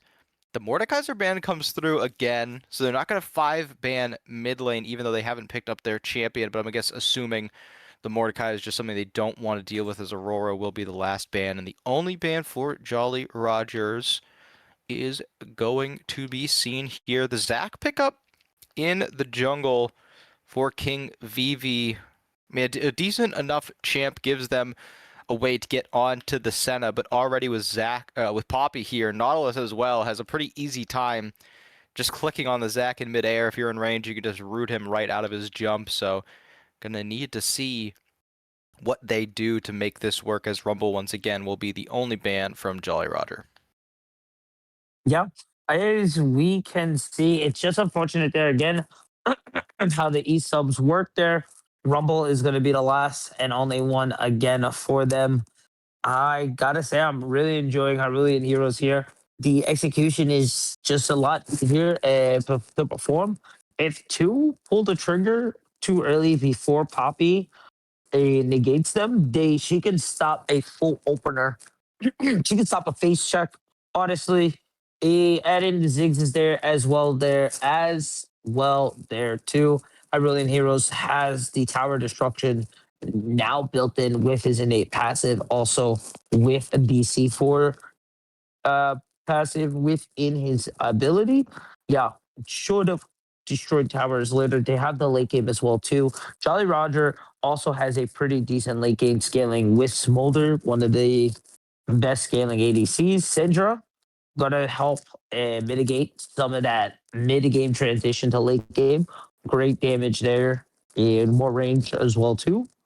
I feel they're just lacking a little more in at the damage department. So I wonder where they're going to go with the top lane here. And honestly, I'm not too sure what I would like there.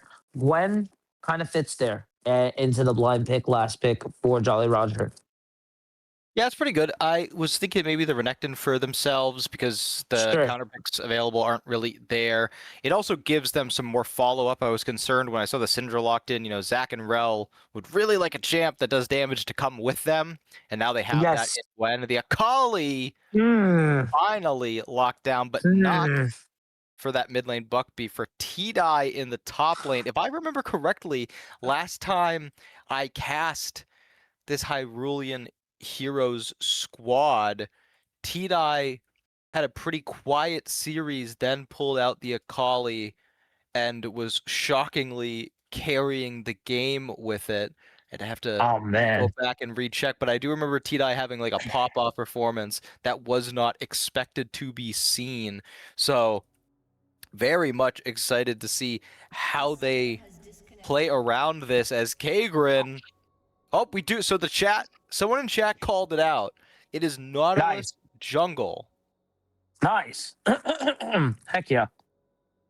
This is exactly, I like this a lot. And just allowing the presence of Nautilus to be more around the jungle,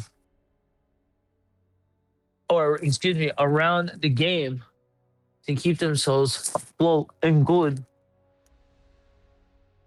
To provide just a lot of more CC for the team, especially for the Akali top side. Has tons of damage, but lacking in that CC there.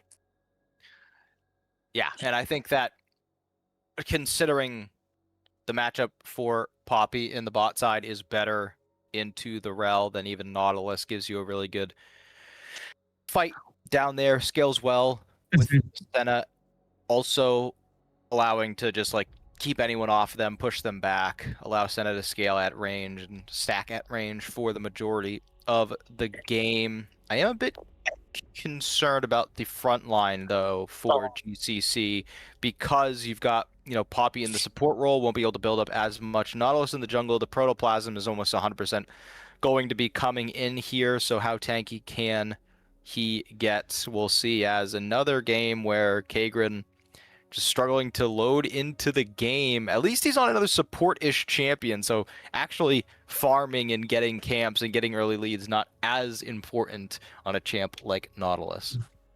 I mean, honestly, the thing is, it's like at this point, what do you necessarily do if he doesn't load in? You had advantage last time, and you kind of threw it. If you get it again, I don't know. I just don't know what happens if you lose that or if you get the chance again. I just not so sure. Yeah, they do. I mean, they do have a more lane dominant composition than last game. At least in the mid and top lane. Like last game, the bot lane was tough because of Thresh and you got Enchanter support, so all-ins are tough because you have two squishy options there. Now they Right. have at least a little bit more engaged bot lane, but not as much damage with the Senna early. Ziggs can deal with Syndra as long as you don't get hit by that Scatter the Weak. Akali, good matchup for this lane. They also have Teleport in this matchup versus Press the Attack Gwen. I have not seen that. We Mm, generally see interesting. Conqueror Yeah. or I've even seen Lethal Tempo, but I have not seen Press the Attack just yet. Electric Kid on Akali is a little interesting as well, too. Mm-hmm. They're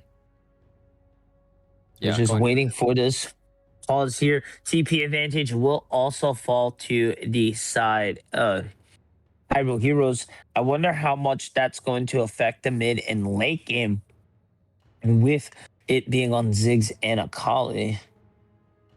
Because they do have the 5v5 potential, but are they no, they are really looking for the 5v5 potential. They're looking for that pick catch, honestly. Just waiting in bushes where there's no vision for a hook.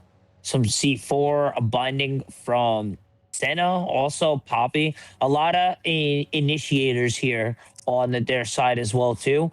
And they don't have to necessarily be completely grouped up. They can be mixed up. The units can be mixed up. They can rotate as 3, 2, 4, and still be a huge threat. And I think one of the aspects of this GCC lineup that has persisted throughout the two previous games is how much zone control they can have with the Mhm. Ziggs and the high range of Senna. Not as strong of a front line with the Nautilus Poppy, but they do have great disengage tools like Poppy Ultimate to just get people out of these fights. I do, however, think that Jolly Rogers has a much more cohesive team comp than in some Right. previous game. The only champ that really feels out of place is the Syndra, but with all of the mid lane bans that they've been getting, finding a champ that you can comfortably Hmm. lane on has kind of shifted to the main priority, whereas you're not really going to have the luxury of picking, like if they went Galio or something, you're the best player on the team. You don't really want them to be on the facilitator. You want them to just be Hmm. on the champ that can put out a bunch of damage. As we see Kagran reloads into the game, and hopefully it is for good, so we can get out of this pause and get into what is potentially our last game. For sure. I guess our guy is playing at McDonald's there using the Wi-Fi, and it Maybe just he's on had to vacation. Look grab. for you. Honestly, yeah, my audio is pretty bad too. I've been suffering from Wi-Fi connectivity issues too. Actually, it's me and Hagrid out on vacation together. You got us. Well, no, we do see reconnect waiting. Now we, try and zoom out and just think again about how one game away from getting into the upper bracket, and this has been a very odd playoffs because you've got XSV Cosmic with a 1-5 match record in the regular season, but only due to the fact that their jungler was smurfing without the team's knowledge. So they had 4 of their wins forfeited and vacated. And they Really? go all the way to the playoffs with an essentially 1-1 record, smash through the playoffs because they're not nearly as bad as their record says they are. And now Hyrulean Heroes, who have been on such a tear since losing to Jolly Roger the first time, able to potentially get through as Kagran is back, and we have yapped long enough, finally loading onto the Rift for Game 3 as... I just want to make sure. Okay, Goat Theory did buy items, so we're all good. Everyone's here. Everyone's here ready Hey, to he's play. So is the pawn, so is the here. cock. We are finally on the way. Can they finish it here? Or does Jolly Roger finally have the answer to this Hyrulean Heroes lineup? As they do get a little aggressive on this 3-stack here. Oh, I like this push here. I'm going to kind of force the ward in, try to get that ward out. Doesn't have the W, so not going to be able to cancel the auto attack. And try to clear that ward. Honestly, even by himself, I don't think that would have been enough. Yeah, and this hovering to this mid lane matchup, Ziggs can survive quite long in here against Cinder just because of the long range. That's why Ziggs does quite well in a lot of these mage matchups.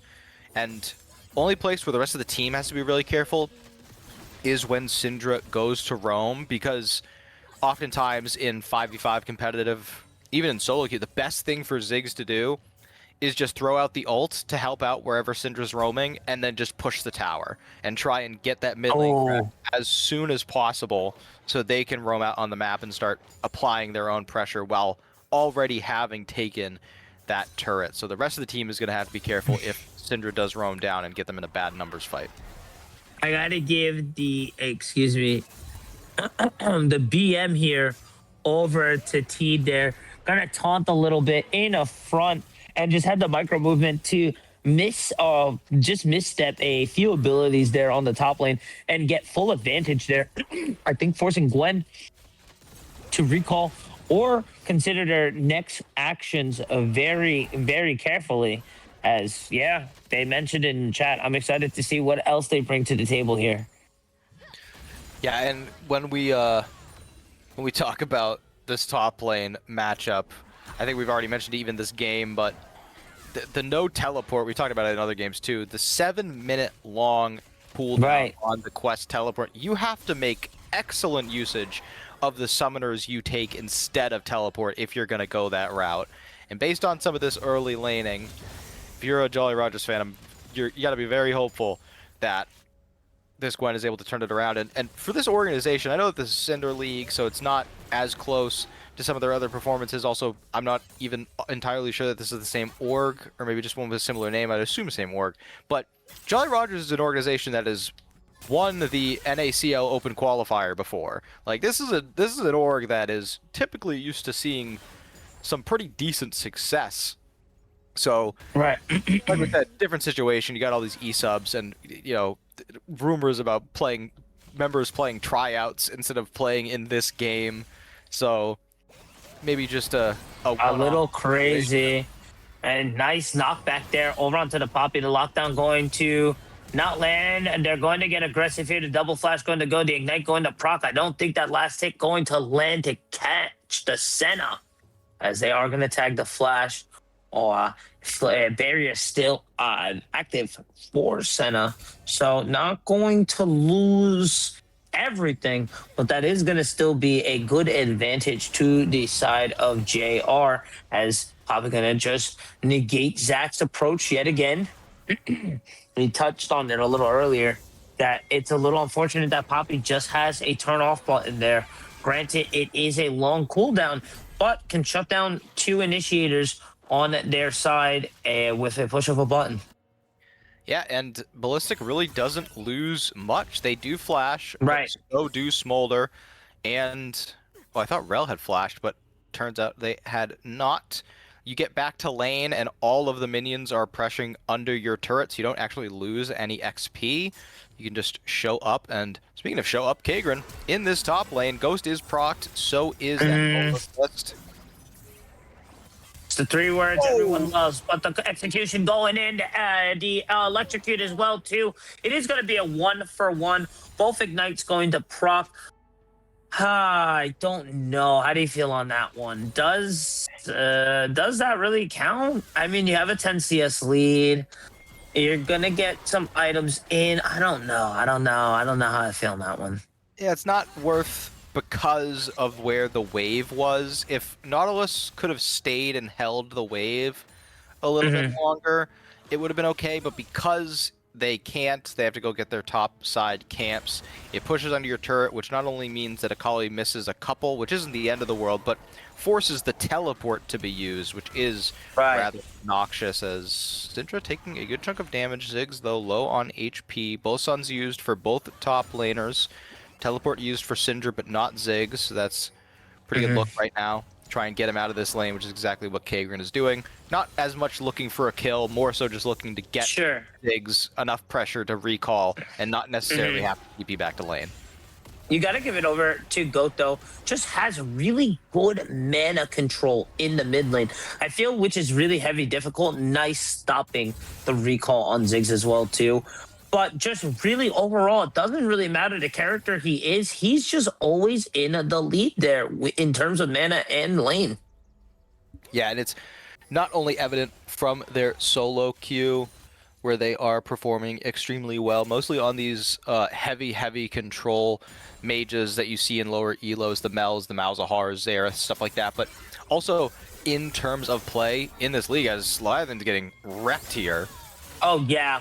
Good mix up there. Doesn't matter. Gwen's immune if I do damage before and after all that missed. And yeah, I guess the 1-for-1 trade is enough. And they know that Zach is nowhere to be found. So now they're going to be able to hang out here. Poppy's just going to get really aggressive on to this attack, as we do see Nautilus coming to help out. I don't think it's going to be enough, though. Crockpot going to be able to find a Ballistic Demon, is going to fall. It is going to be Kragan to find it. The Mega Death Bomb from, Ziggs going to help the bot lane.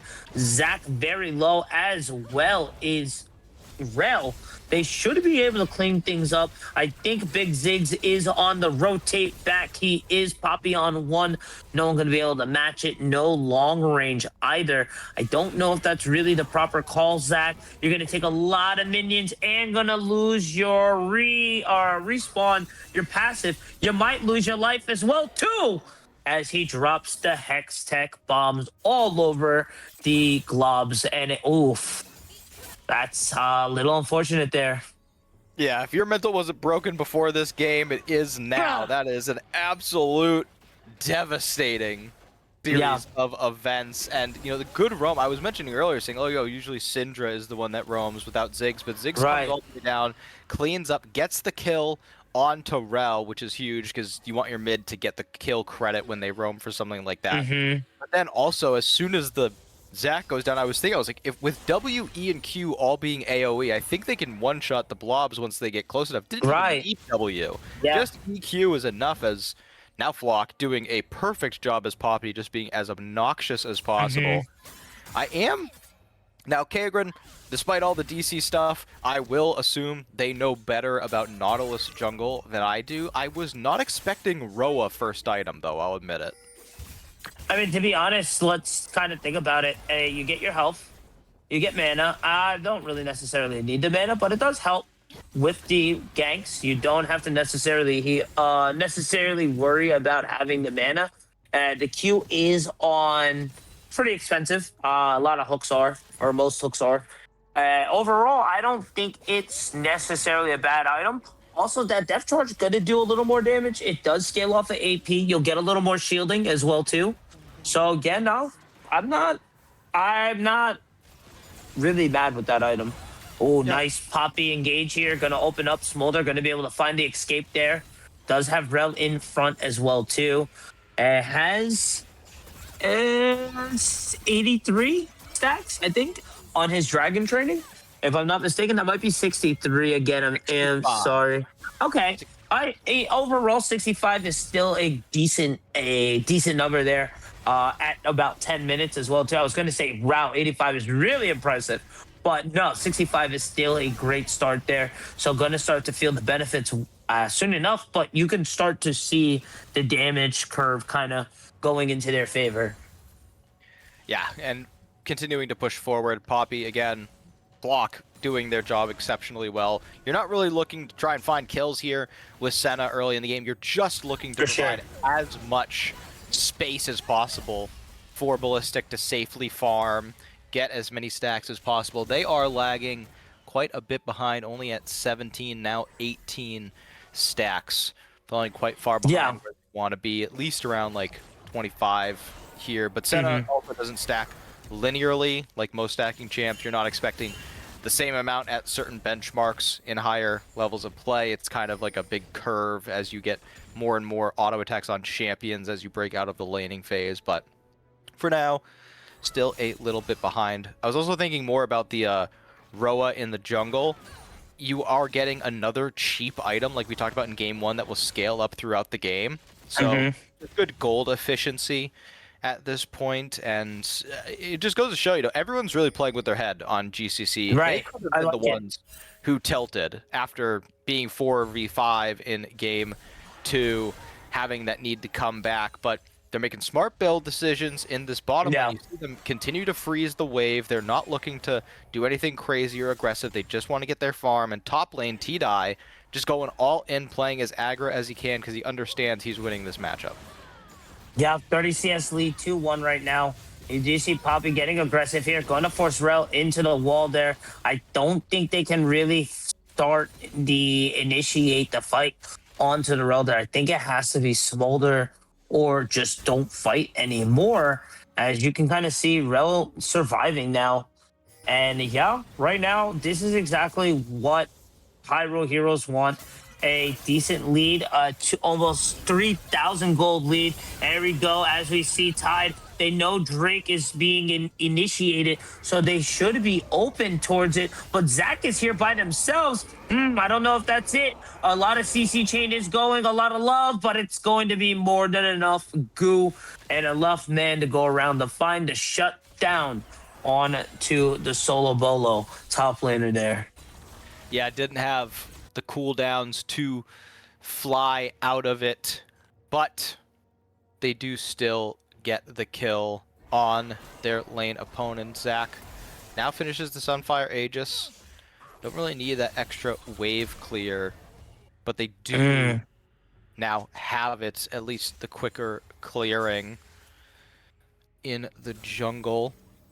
As we do see one dragon taken. And I think that's a lot of the reason why that bot lane engage happened onto Rel. It was less looking for a kill opportunity, I think. More so just trying to force them into a spot where they couldn't contest the dragon. For sure. You just got to be a little careful. You're a bit on the back foot there. The damage is there, but it's not where you expect it to be right now.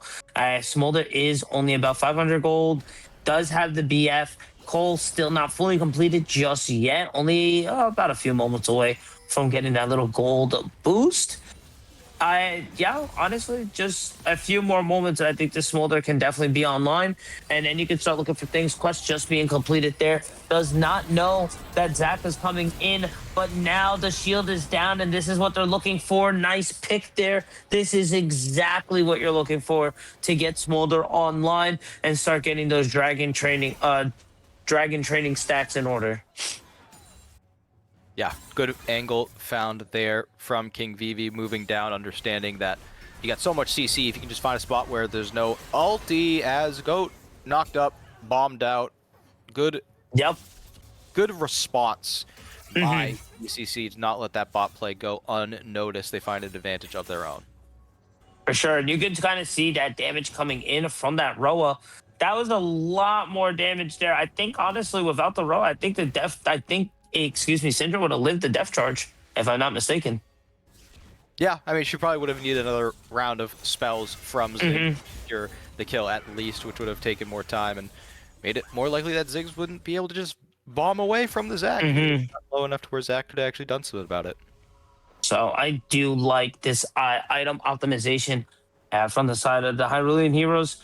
It is nice to see Jolly Roger able to kind of shrink this gold lead, but a gold lead still, it is 2.7 to the side of Hyrule as we are kind of getting into the 15-minute mark. What do you want to see more from Hyrule, or what do you want to see more from Jolly Roger as we have about 2 minutes left for second Drake? I mean, they got to try and find another angle onto this bot side to get some prio. Maybe even through the mid lane, Syndra is relatively okay. Obviously quite far behind Ziggs in particular. But I think that they have to find an angle into this Dragon Pit because Senna is going for a build that gives her damage much earlier into the game with Static Shock.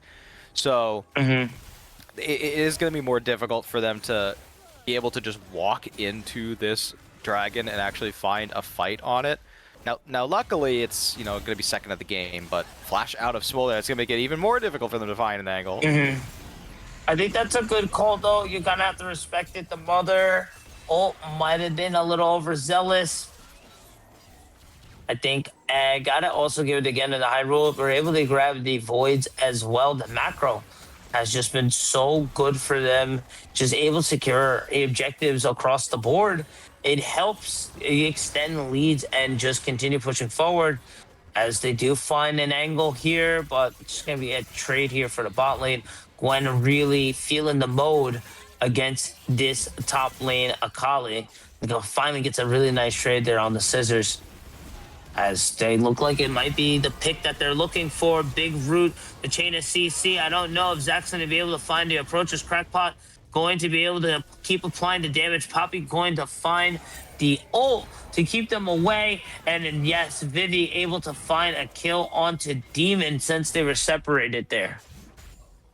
Yeah, it's a good find for them. Ballistic Demon's positioning errors continue to find ways to harm them as the crash is prevented with that satchel charge coming through, so they'll get an even better second charge. Problem is the bot lane prio that we talked about being so incredibly necessary is now starting to move into the mid lane, but the bouncing bomb will my gosh.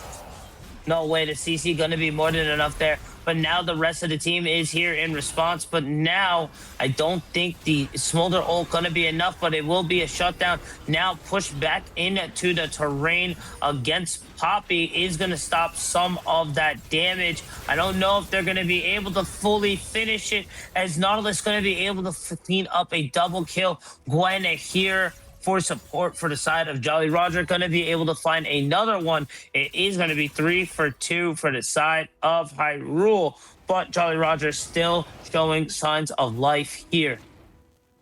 Yeah, and we are seeing some more telling itemizations come through. Nautilus finishes the Fimble Winter tier, not nearly close to being stacked up, but it does show where their priorities are. I'm curious what this Senna item is going to be, as they are heavily trying to contest this dragon despite no jungler in sight. They're completely pushing them off. Ziggs has teleported into bot lane, so a fight could be... Oh my gosh. Gwen taking so much damage there. Not really going to be able to be a frontline there, as Zach just kind of ignores them and tries to secure the Drake. They do hop over the wall, but now they leave two alone to their own devices. The rest of the Hyrule are here for support. The lockdown going into CC layers, just going to continue to stack. That's going to be 2 for Drake. I mean, it's cool you got Drake, but at what cost? Yeah, at the cost of this Ziggs getting fed out of his mind. And they're not even building like the highest damage possible Ziggs build. They're going more for like an AoE, maximize your damage spread on all of the enemies with the Blackfire Torch into the Leandries. No Ludens, no Shadow Flame early. Typically you see Ziggs go for as much AP as possible, stacking things like Shadow Flame plus Rabadon's Death Cap plus Void Staff, but opting to take down these tanks in the Zac, in the Rel, even Gwen getting a little bit of health in their own pocket, as Tidai doing a very good job over the game. In fact, just completely going down with that Hextech Gunblade. Oh yeah, but might take in a little more than what they can do. Two have to be forced there to help the boy in the top lane. There's Zac going to assist in the bot lane, as they are going to rotate 3. I don't think they're going to just find a reset here, though. Gotta give it over to them. Finding a kill there on to T. That's exactly what they need to try to keep this Gwen back in the game. Yeah, and one of the few champs on the side of Jolly Roger that can really take over at this moment, especially if they back. Oh yeah, Nash's Tooth could be huge for the moment, even though they missed a CS there, but that's all right. I guess it's all right. Let them go with that.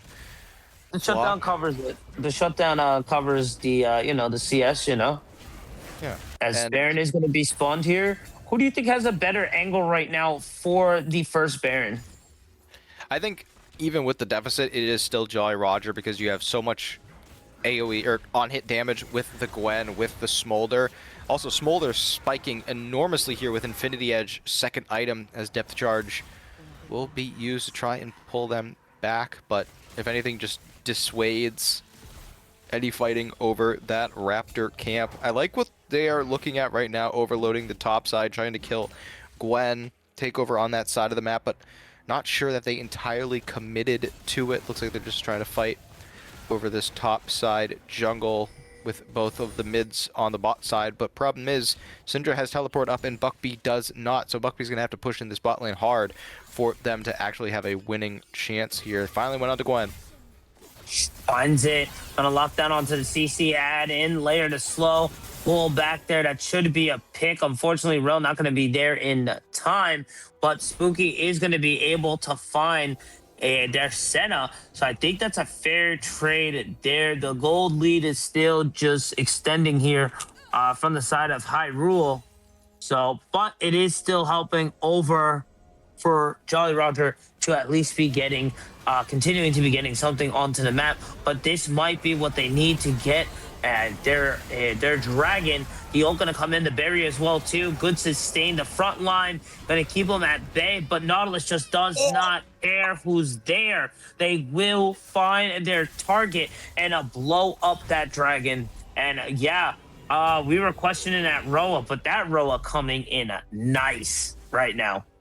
That was crazy. I was so shocked that they even were able to get the kill with the flash forward, but they get the kill onto Smolder. I figured giving up their lives. I'm also thinking in my head, like, oh, one of the problems with this comp is that if, mid, top, or 80 aren't there, they have no damage, and Senna is still so far from their spike, but Flock hits such a hype ult, just kicks out everyone who could possibly kill Kagrin in that moment, gets them the kill, and gets out.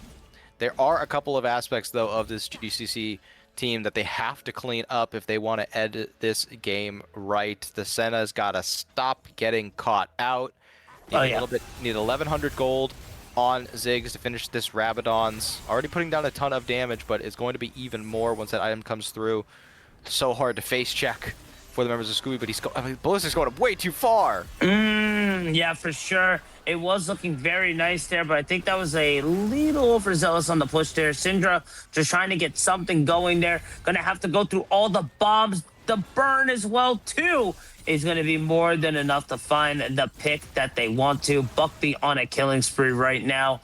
Did back and forth here, but it just seems that Hyrule keeps just finding a vantage and a slight edge to just find the lead that they have right now. Now extending it to a almost 5k gold lead. Now looking for the third Drake of the game. Yeah, we are seeing these extended fights go heavily in favor of GCCe because of the damage over time. Ziggs gives you, Senna can heal up the team for so much, and these frontliners of Poppy, Nautilus, who's the tank, who's the jungler, doesn't really matter at this point. Both of them building some decent items. Deadman's Plate in Flock's pocket. Also have the exhaust, which has proven to be very helpful throughout the course of the game. Only real problem persisting for GCCe is this Senna. Went Hexoptic second now with the pickaxe in inventory. I'm assuming that's going towards an Infinity Edge, so skipping over some of the more luxury items, or more essential as well. The Dusk and Dawn has proven to be one of the best items for this champ. Not going Black Cleaver, I think, makes total sense because your team you're the only AD threat on your entire team. So who are you really giving Black Cleaver value to? No one.